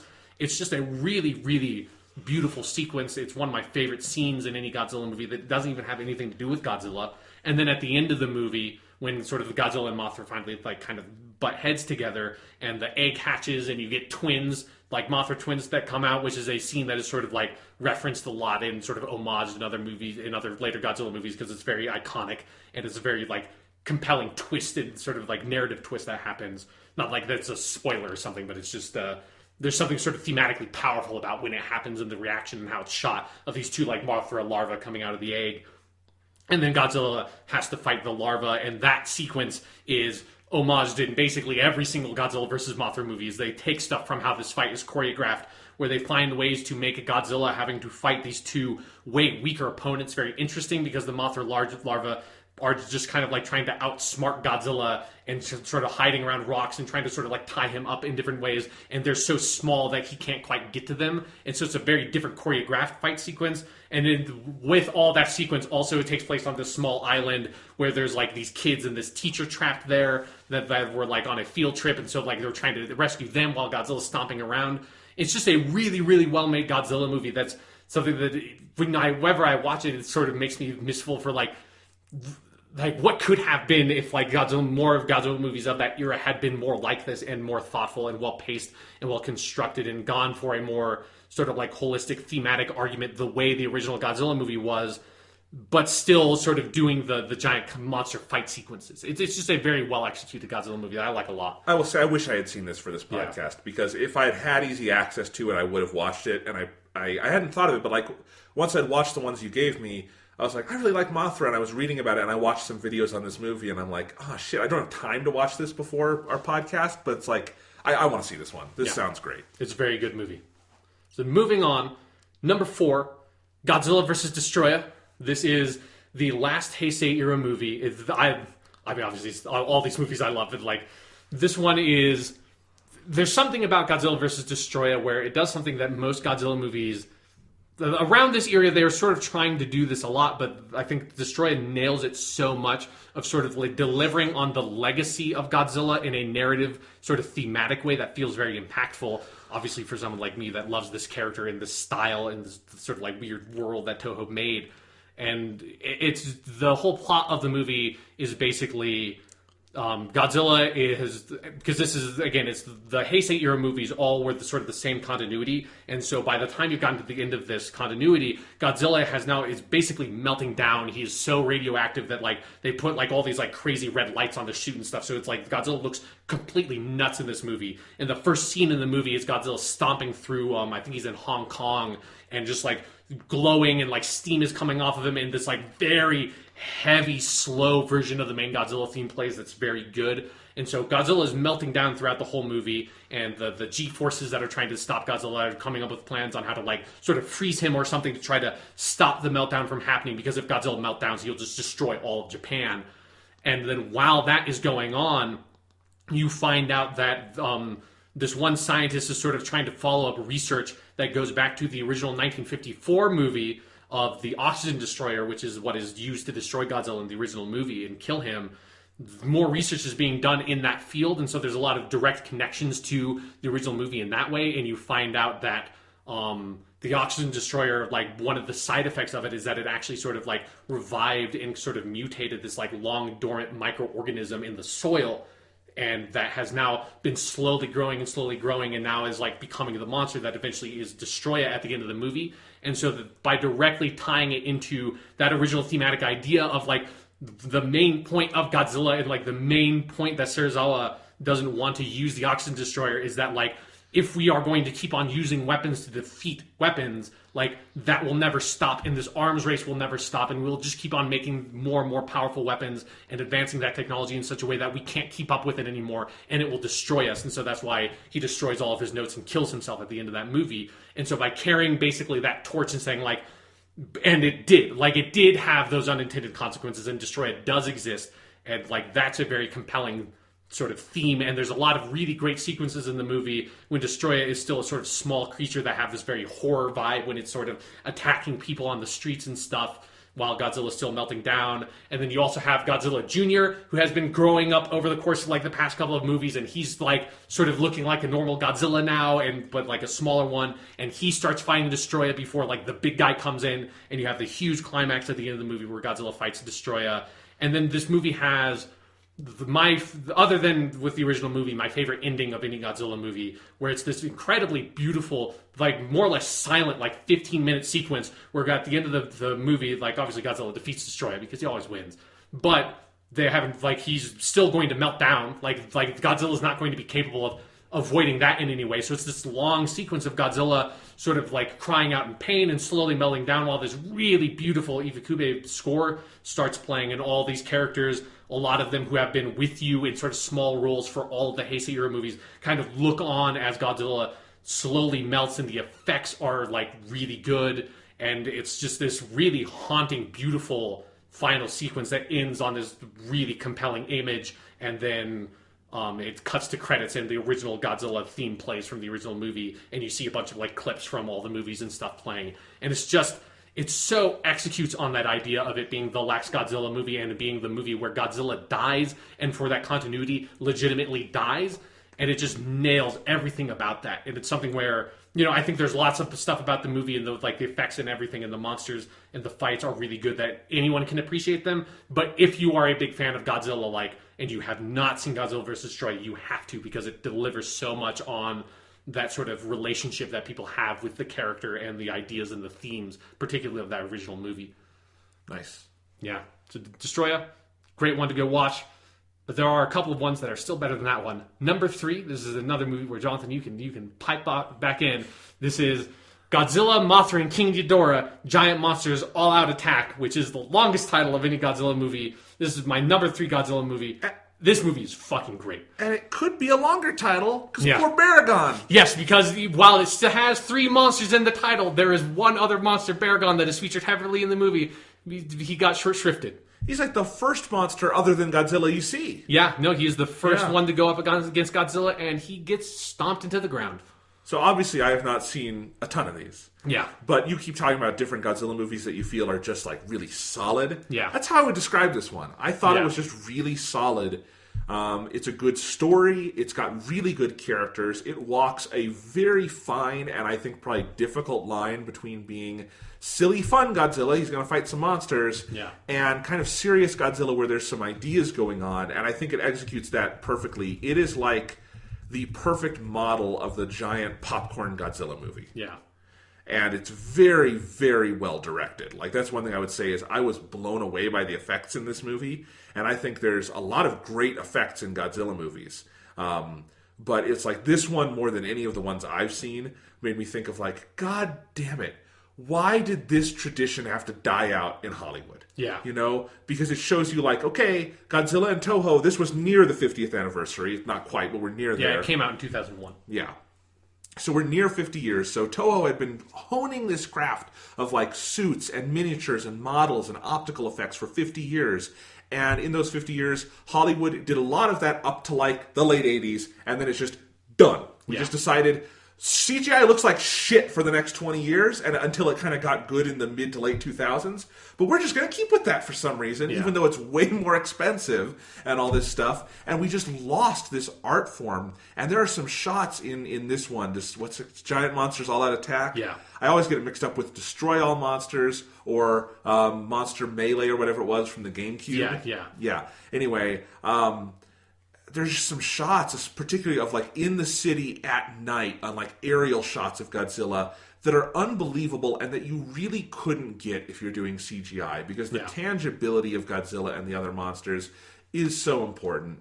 Mothra looks awesome in this. King Ghidorah looks awesome in this. Baragon looks very intentionally silly in this. But it all just works so well. Godzilla uses his fire breath good here. It's the effects on his fire breath are awesome. I love there's pressure wave stuff that they put on it and stuff. It's whenever he uses his fire breath in this movie, it's oh shit! That is not something you want to get in the way of. It's just I would recommend this one to any Godzilla fan or not. Yes. If you don't understand maybe the limitations of the infinite possibilities of CGI, and that's not me saying all CGI is bad. I don't think that. I think there's a lot of movies you obviously could not realize a vision without that, and I'm glad for it. But we treat it as that's the only way we do effects, and that's too bad. And if you want proof, this movie is kind of, to me, the ultimate proof of that, in that here's a movie from the mid-2000s, not relying on much of that at all, and look at the dividends in some of those images, because it's amazing. Yeah. The movie is directed by Shusuke Kaneko, who you have seen. You gave me let me borrow the Blu-rays, and I haven't had a chance to watch them yet, because I've played Persona 5. No, it's okay. But he directed the live-action Death Note movies that people may have seen. This is the last giant monster movie he's made. Although now that they're making more of them, they need to get this dude to make more, because before this he made, I have plugged them a lot and I will plug them again, he made the 3 Heisei era Gamera movies, which are some of the best giant monster movies ever made. I think Giant Monsters All Out Attack is, in my opinion, his best movie, but his Gamera movies are very close to this, and stylistically you can see him evolve going through those until he hits it, because he basically made those 3 and then Giant Monsters All Out Attack basically 1 year after the other.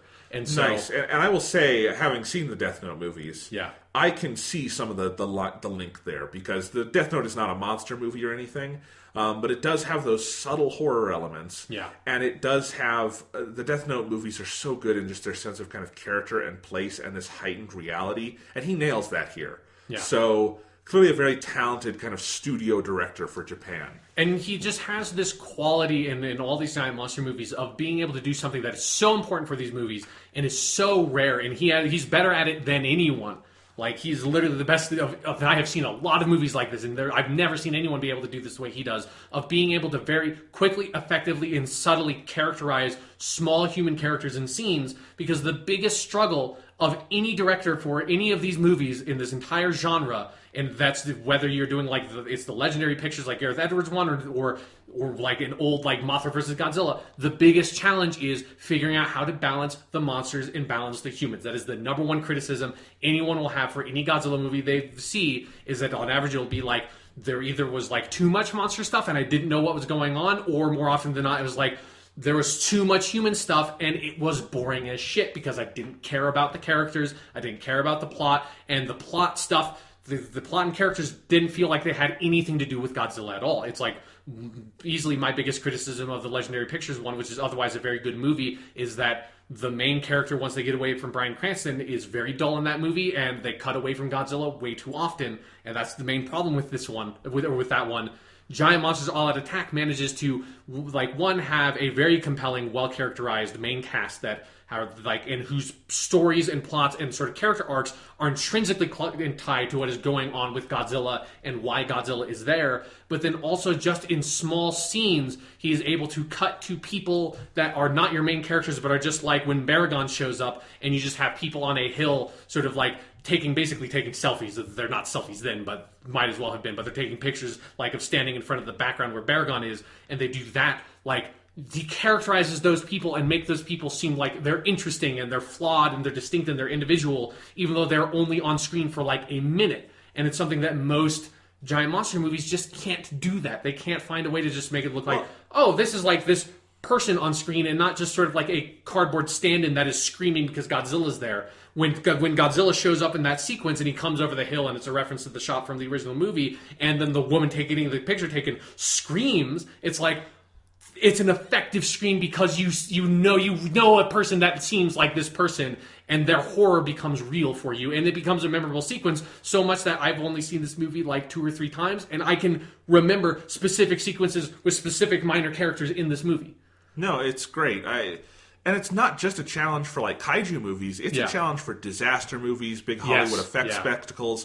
It's something you get a lot in Hollywood with just the shitty, like, Roland Emmerich who did a Godzilla movie, or a movie called Godzilla, maybe we should call it that. It's not on this list, so it doesn't count. No.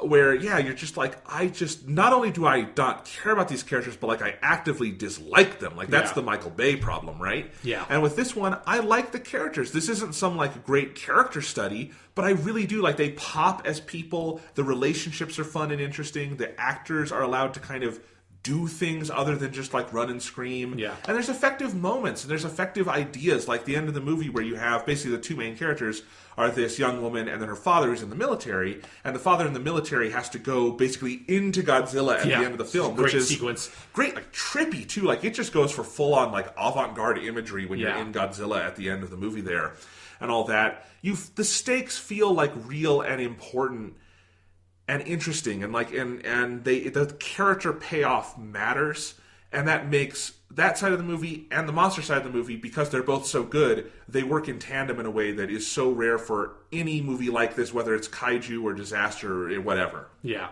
any genre that relies on like this big special effects part of it that is kind of inhuman and distanced from any of like the human part of the story. Yeah, this director manages to find in all of his movies, like, manages to find a way to bridge that gap, but he does it better in this one than any of them.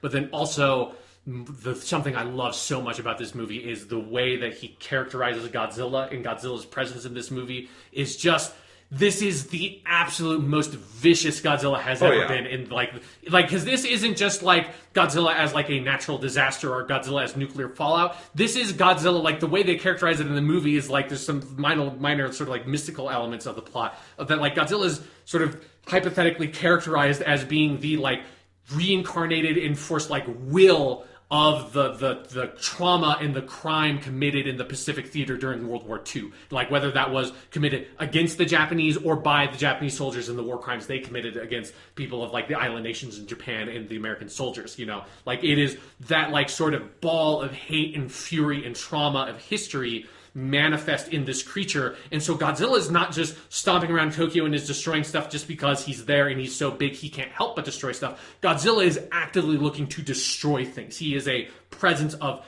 manifest destruction in the movie, and I think that's so cool and so powerful. There's one scene that, like, really shocked me in how vicious they went with it, where Godzilla's traipsing through the city and you're like, okay, I've seen this Godzilla. Yeah. He's a big lumbering and he does his thing.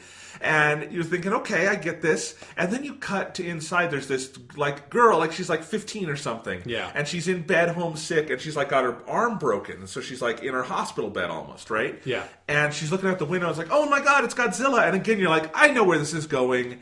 This is our point of view character for this moment. And she's probably going to be okay because it's a sympathetic, right? Yeah. Like, moment. And Godzilla goes past, and you're like, okay.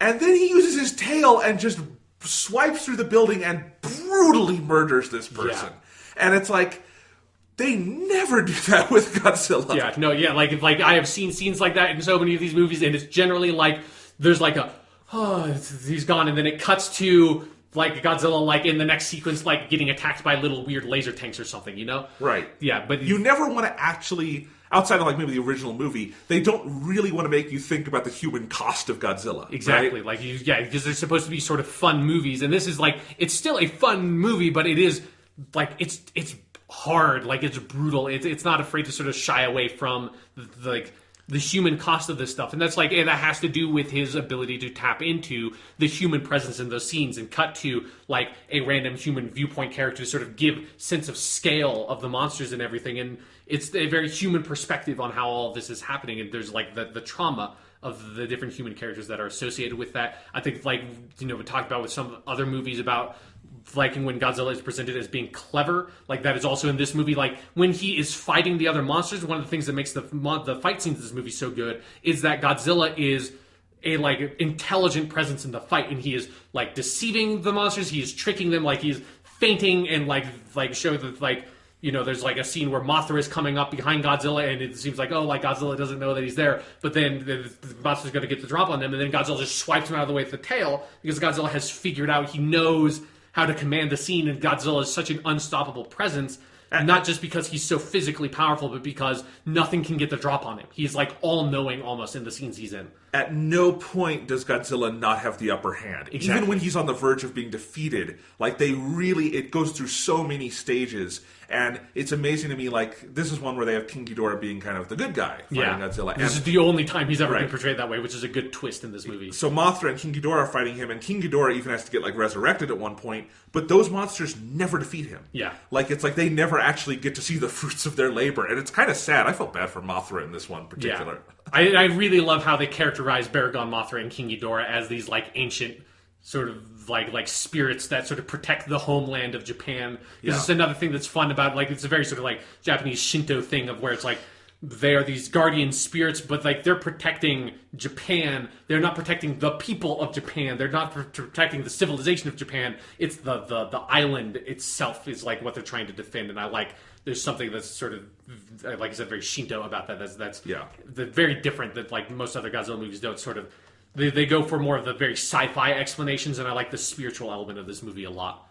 So, yeah, like, this is just the conclusion. It's a great movie. It's one that, like, if you have never seen a Godzilla movie, this is the one I would recommend you watch first, just because it's, like, you need to have no reference point for this genre at all to get invested in and enjoy this movie. Like, I've watched this movie with a bunch of different people, like, as, like, their first giant monster movie, and, like, everyone I've seen this movie with has loved it when we finished watching. So, very good. Yes.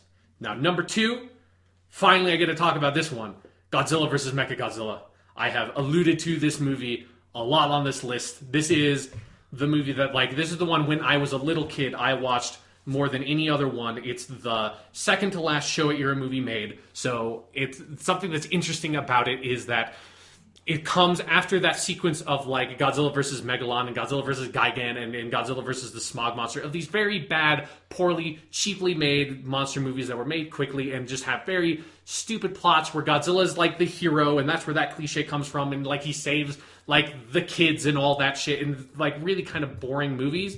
And then after that, they come out with Godzilla versus Mechagodzilla, which is still in that style, and it's like that kind of suit, and it's all that stuff. And Godzilla is definitely the hero character of the movie, but instead of like using all this stock footage and having all those pacing issues, they just make this really tightly paced, really fun, goofy, but then also sort of in its own way feels very serious movie that...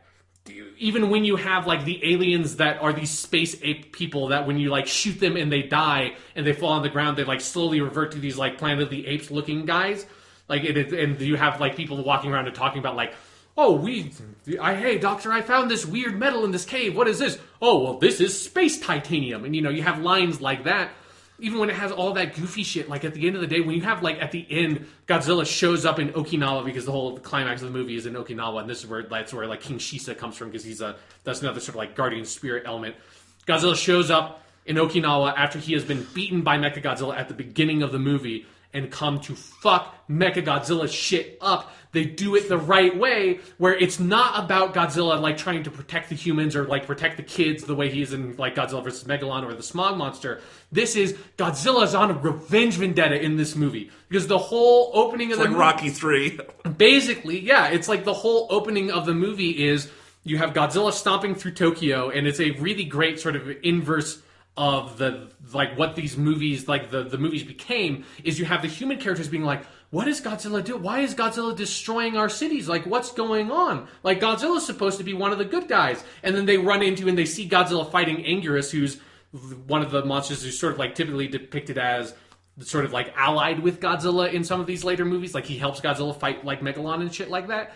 And you have Godzilla fights Anguirus at the beginning of this movie, and it has one of the best like non-Ifukube tracks ever. Like the whole soundtrack, it's not Ifukube in this one, but it's like this like weird like kind of jazz music that is really good. And they sort of refer to it and make reference to it in Godzilla Final Wars in a couple of scenes where it's like playing in the background and stuff, tracks from this movie. And so Godzilla, he's actually Mechagodzilla, but you think it's just Godzilla because he just looks like Godzilla, is fighting Anguirus and kicks the shit out of Anguirus, and he straight up King Kongs him, where it's like he takes Anguirus' jaws and just like rips them open and like blood comes out, because this is also a gory Godzilla movie.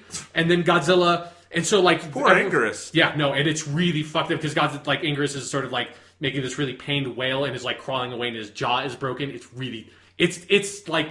It's intense. Like, it's a violent movie. And then Godzilla shows up because you know, said like, I don't know if like Anguirus showed up and was like, hey, what the fuck, man? What'd you do? It's like, I didn't do that, Anguirus. What do you There's some dude walking around pretending he's me. Like, I don't know if they had some monster conversation or something.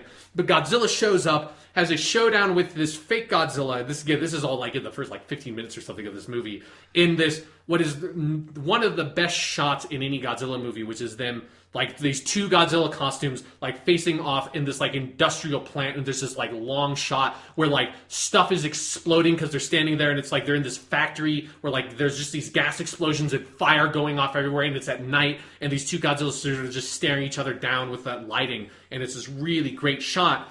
And then Godzilla and this fake Godzilla fight. Real Godzilla loses, but as he loses, he sort of like uses his fire breath and chips away some of the fake Godzilla's skin, and you see this like, oh, it's actually a robot, and beats Godzilla. And then you have the sort of the middle act of the movie where you have the human characters that have been witnessing all of this and trying to investigate the mystery. Like, the human side of it is actually very engaging because they're going around. It's a super goofy sort of like B sci-fi movie plot of them going as like, well, trying to track down, oh, we have this like space titanium in this cave, and so there's this like weird Mechagodzilla, and like there's no metal on Earth that's like this, and it must be from this cave. And like you have this like your stock standard like sort of almost like Doctor Who Ian Chesterton style like very handy sort of like fisty guy who's the main hero character and his sort of like love interest, and then you have like this older doctor guy who's like the guy who's investigating all this stuff and like looking at it, everything in a microscope and going like, there's nothing on Earth that is like this blood sample or blah blah blah. And then you have this one dude who's like this agent working for Interpol who's investigating the entire thing, who like is wearing sunglasses in every scene in the movie and is just really goofy and weird. And so you have all of them sort of investigating what's going on with these weird alien dudes making the Space Godzilla thing or Mecha Godzilla thing in this underground cave system, all while Godzilla is slowly recovering, and he's on an island and gets shot by lightning, which gives him magnetic powers for reasons that are very actually well documented in that the original version of the script, it was going to be the Frankenstein monster thing that they did, where they took Frankenstein and Frankenstein's monster and made Frankenstein conquers the world, and he was superpowered by lightning, and so they started writing a script with that, and then eventually at some point they're like, well, Godzilla makes more money, so let's just put Godzilla in it. But they just kept that plot twist in the middle of where he gets powered by lightning and becomes magnetic. And so then eventually everything goes to Okinawa. There's a 5-minute sequence where this priestess lady sings a song to summon King Shisa, and it goes through like the first verse in the chorus, and you think, well, okay, that sequence is done. And then it goes through the second verse and the chorus again. You're like, okay, it's got to be done. And then it goes to the third verse of the chorus. You're like, okay, that's the entire 6-minute version of this song played. And then King Shisa pops up, and he's this goofy dog-looking dude, and he fights Mechagodzilla, and then Mechagodzilla kicks his ass because King Shisa's fucking stupid.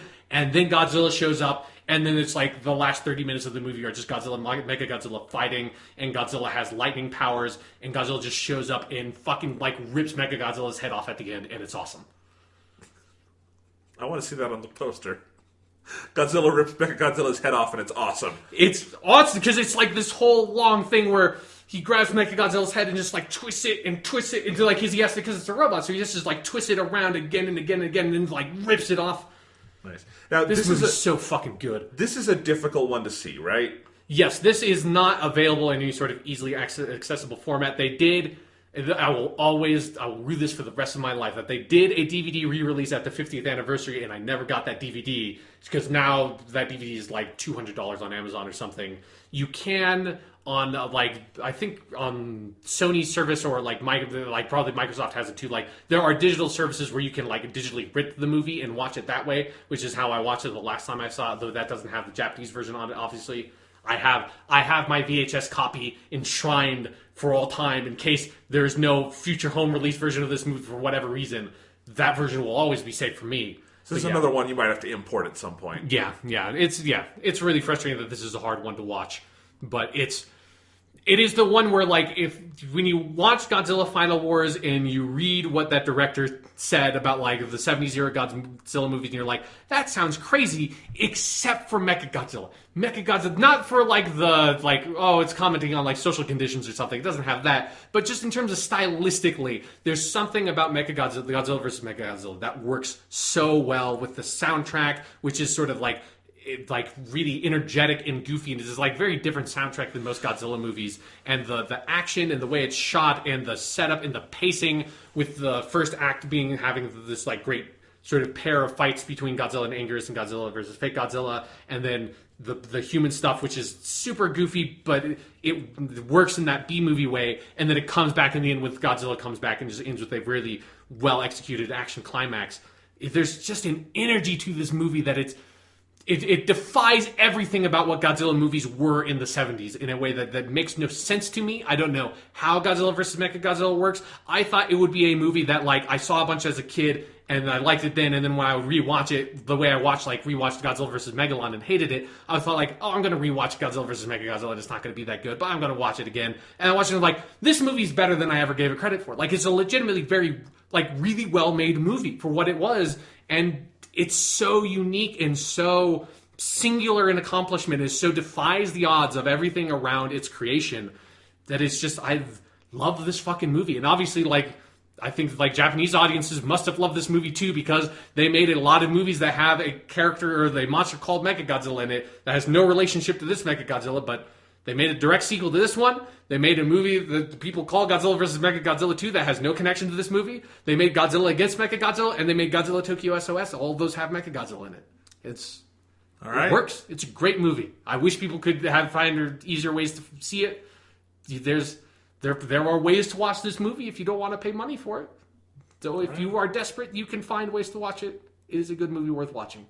I'm so curious to see what your number one is. Yeah, I really thought long and hard about, what movie would be the best Godzilla movie, and I was like, oh, well, it's the first one, obviously, because, hey, Gojira, the original Godzilla movie, is the best Godzilla movie. Like, it's so the best Godzilla movie that, like, part of me thinks that, like, it shouldn't even be on the list because it's, like, not even fucking fair. Yeah. It's like, because it's like when you ask me to rank all the Godzilla movies, it's like, in my mind, I'm like, well, let's put the first one aside because obviously that one's the best one.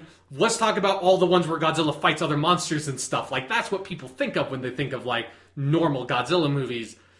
But the original is, I mean, it's not just the best Godzilla movies. It's, I mean, when we've talked about it on this podcast before, it's, in my opinion, one of the best movies ever made. Like, I've seen, particularly in terms of movies, if you are interested in a movie that deals with not, like, war, but the trauma of war and the after effects of war, there's no better movie I've seen to convey that than Godzilla in, like, a very serious way. Like, it's not just me saying that as someone who's a huge fan of Godzilla. It's me saying that as someone who's a huge fan of film and is also very intensely interested in the post-World War II era of Japan and the kind of art that was produced there and the very specific tone of depression and hopelessness that pervaded that era because of just how bad it was for Japan in the very late 40s and in the early 50s. And the original Godzilla, like, it conveys something about that with...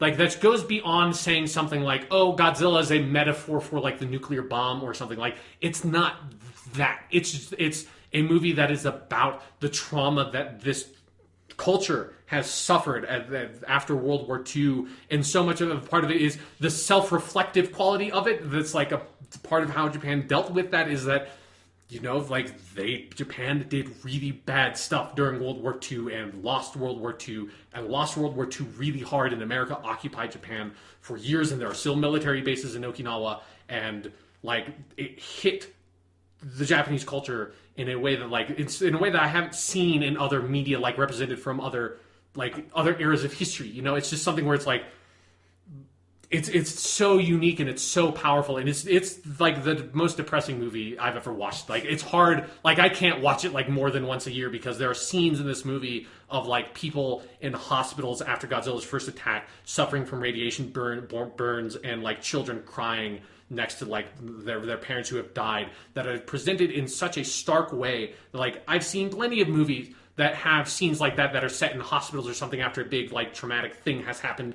And it's like, yeah, okay, all these characters are dead and people are crying and it's sad, but it's a movie. And this, it's like, it doesn't just feel like a movie. It feels like this was made by people who know what this looks like, who knows what a hospital made in, like makeshift made in a civilian building after this horrific event where there are people dying from stuff that you don't even understand what they're dying from because you don't have the science or perspective to understand, like, what the after effects of this kind of thing is. Like, it has that element to it that is completely indescribable. Yeah, I wrote an essay on this movie back in 2014 when the Gareth Edwards film came out. I'd recommend reading that. I thought it was a pretty good essay. That I enjoyed writing that, and I read it again last night to kind of refresh my thoughts. And one of the things I said, and I think it's very true, and I think about this a lot, is this was 1954. Yeah. This was less than a decade after Hiroshima and Nagasaki.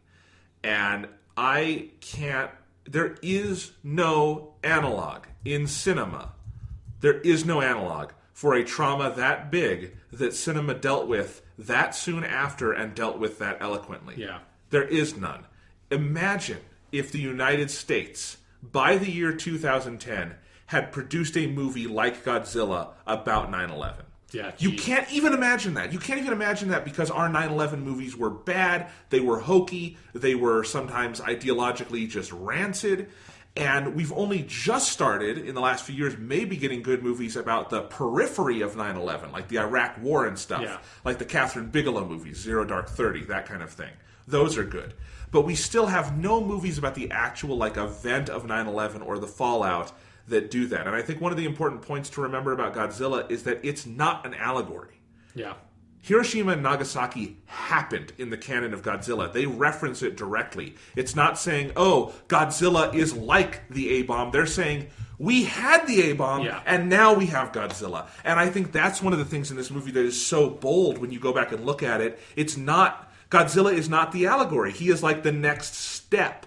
And sure, we know Godzilla as kind of fun and silly now for all these different reasons, but that's not what he is in this movie. And he is terrifying in this movie, and this movie has legitimately some of the best special effects in film history, because Godzilla looks fucking terrifying.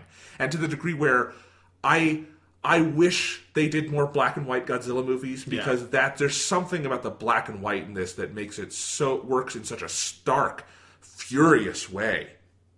But I was watching recently Lindsay Ellis, who you might know online. She used to be the nostalgia chick for Channel Awesome, who was like the nostalgia critic. She's just this internet personality, and they did this nostalgia chick thing. She's very smart. She's actually, she speaks the same language as me, because she went to film school. And since she stopped doing that, she's done a lot of video essays, and they're phenomenal, and I would recommend them, because she's one of the only people online who actually has the grammar to talk about these things. And she recently did, for the 15th anniversary of 9/11, a 2-part video essay about 9/11 in film. Yeah, I've seen those. They're phenomenal, they're right? Really, really good. And what she talks about is cultural repression, and that America's primary response to 9/11 was this weird cultural repression, and that now we're letting it seep back in, but in these really bad, exploitive ways, like Zack Snyder using 9/11 imagery in Batman v Superman in a way where he doesn't even understand what he's talking about.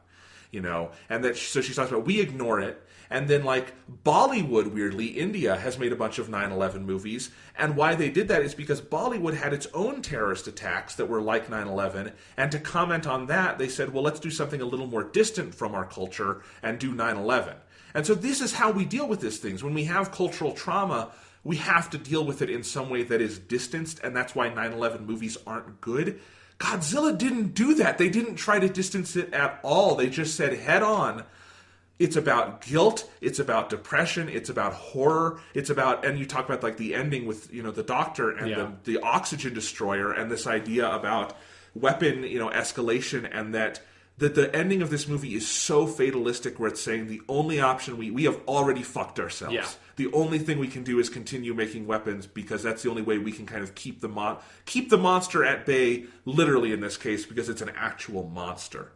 I think Godzilla is maybe the most underrated movie in film history. If you actually look at like how we should be praising it and how it should be taught, like this should be in film schools. This should be if I were teaching a film history course, you goddamn right this would be in there. Because also it's part of the golden era of Japanese cinema. This has Takashi Shimura in it. Yeah. The guy who's in a lot of Akira Kurosawa movies. You'd know him as the old samurai in Seven Samurai, for instance. And this is absolutely in that tradition. In the Criterion edition of Godzilla, which is one of my favorite Criterion releases. Yeah. The essay talks about this being in a tradition of Japan was actually pretty good at tackling the A-bomb head-on in their film. Because this was also, the golden era of Japanese cinema is, if not the best era of cinema in the world ever, it's one of the. And so you have a lot of directors dealing with this stuff. So Akira Kurosawa, for instance, made a movie with Takashi Shimura called I Live in Fear. Yeah. And it's about a guy who basically is so fearful of another attack, he's going crazy. And Godzilla kind of fits into that, tradition too.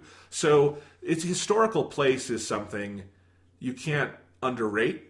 And I think that's when you say, like, it's almost silly to rank this one with the other ones. It's because, this is a stone cold classic in a way that transcends its, not just its series, but its genre, its culture at the time it was made in. It is a transcendent work of art.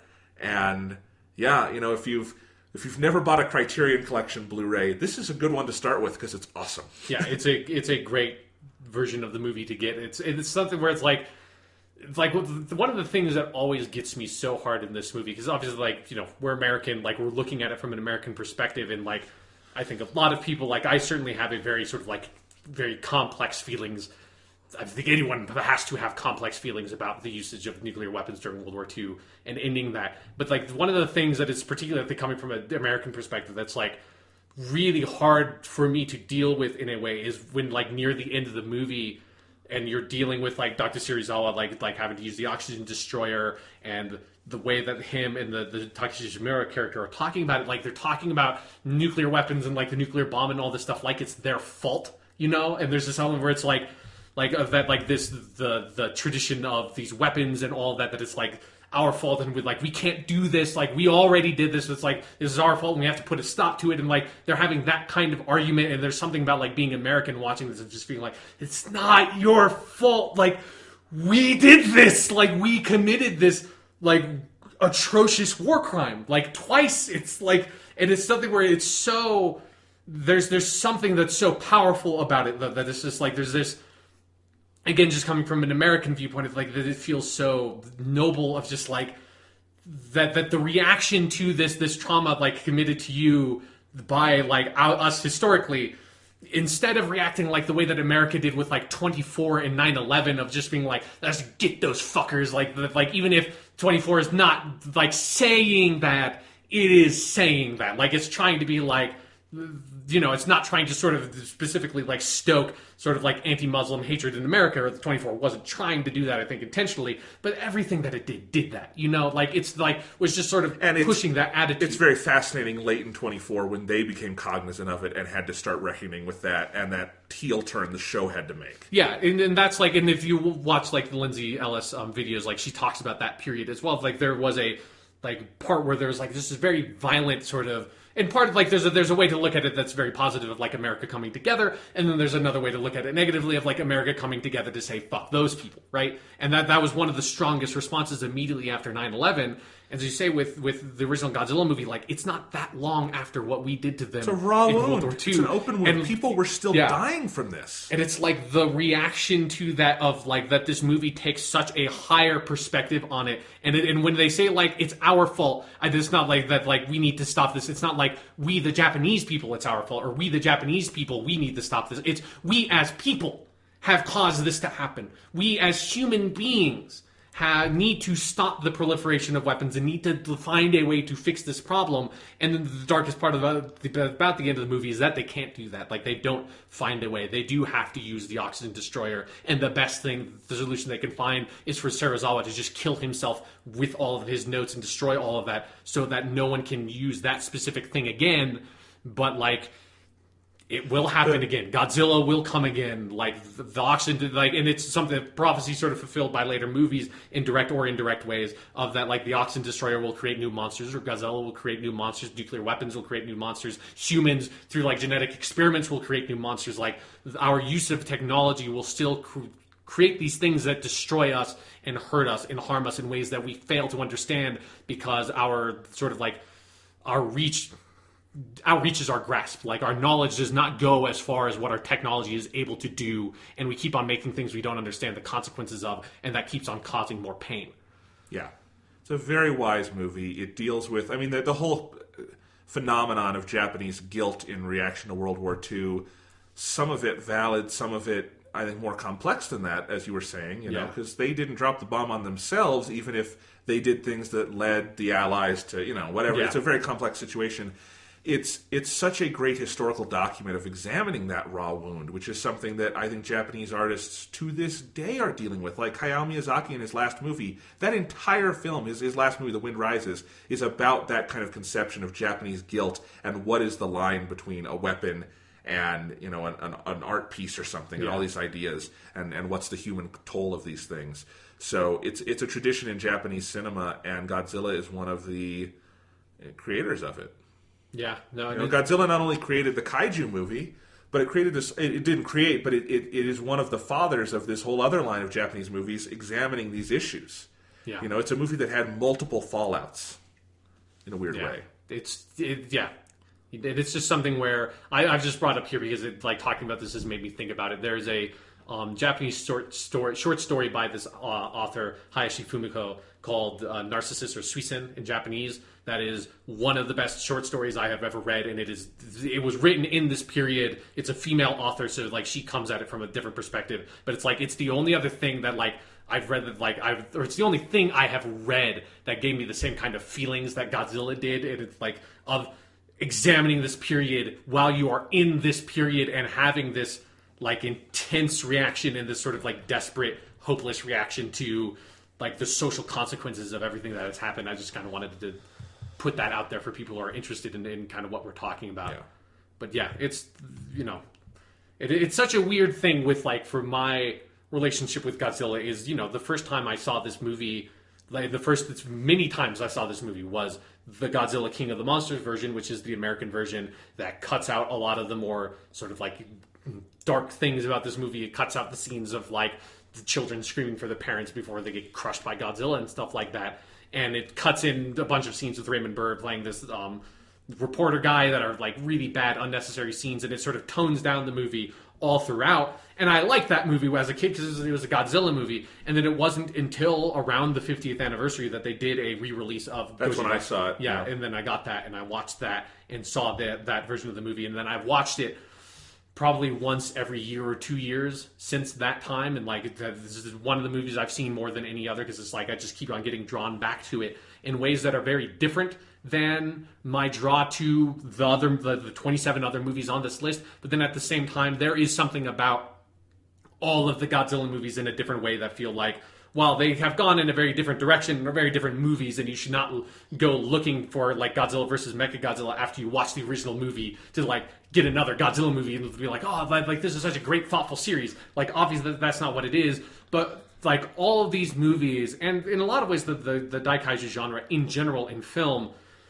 it comes from that place of the original Godzilla, and like even in its goofiest, it can't always quite escape from that. And like that's why even movies that are really goofy, like Godzilla versus Mechagodzilla, still end up having stuff in it that's insanely dark. Or like Godzilla versus the Smog Monster, that is one of the silliest ones, has scenes in it that are completely horrifying. Even if it's a not good movie, like there are different individual parts and like the design of the Smog Monster himself that is like kind of traumatizing. And there is something in the DNA of this whole franchise that I think does pull from that intentionally or often unintentionally from this like very dark cultural trauma that is at the root of the original movie. And it's something that, you know, it's one of the reasons why I'm super excited to go see Shin Godzilla, is that it seems like from all the reviews I've said, this movie is very directly commenting on an existing relationship to the Fukushima incident of like the nuclear incident there after the tsunami and all that stuff, and dealing with that fallout in a much more sort of modern context. And Japanese nationalism, which is a big deal now. So yeah, like it's something that even at its goofiest, like this series has something at its heart where it's commenting on that and exists in relationship to that in terms of how they're using Godzilla, how Godzilla has changed throughout his series when he was a hero and when he wasn't a hero. There's so much stuff you can look at for that and his relationship to Japanese culture. And I'm just so excited to have him back and have new movies, like however they come, like whatever flavor they come in. If it's like what sounds like is going to be a serious sort of like horror kind of movie that this new one is, or if like make more silly ones like Godzilla Final Wars. Like I want more Godzilla because there's something about this monster that inspires creators and brings in, for like some creators, brings out the best in them, you know. So awesome. Godzilla's awesome. People should watch more Godzilla movies. All right, well, we're going to watch a Godzilla movie this week. We will be back with our review of Shin Godzilla in the next episode. For now, I just want to say there's certain podcast projects going on that I'm excited to share with you guys in the future in terms of ways I'm going to be distributing the podcast. Nothing's cool. I'm adding some things. But one thing I will say right now is that for those of you who listen to this podcast through iTunes or an iTunes podcast directory, we have a couple of reviews up, I noticed. And that's great. And they're like 5-star reviews. If you listen to this podcast, please go into iTunes, give us a review. 5 stars would be great. And if you write something that helps, it doesn't have to be unique. For this week, why don't we just make it, I love Godzilla. That can be your review. Just write that. Also, like, custom buy a TV shirt that just says, I love Godzilla, and wear it around. Because that's just, good for you as a person. If you can leave a review on iTunes, I'm going to start making this reminder because I need to. It'll help our visibility. That's good. But I'm going to start that. And I think that's a relevant one for this week because, Sean, you finally got to realize your dream of talking about every single Godzilla movie in one episode of this podcast. Yeah, then I need some water. I need to go back play some Persona 5. I need to write up the rest of this list. But you just got a preview of more stuff that you can get later once I post the text version of this list on the website, probably in multiple parts. Godzilla. He's here. He's big. I want to see the next one. Let's go.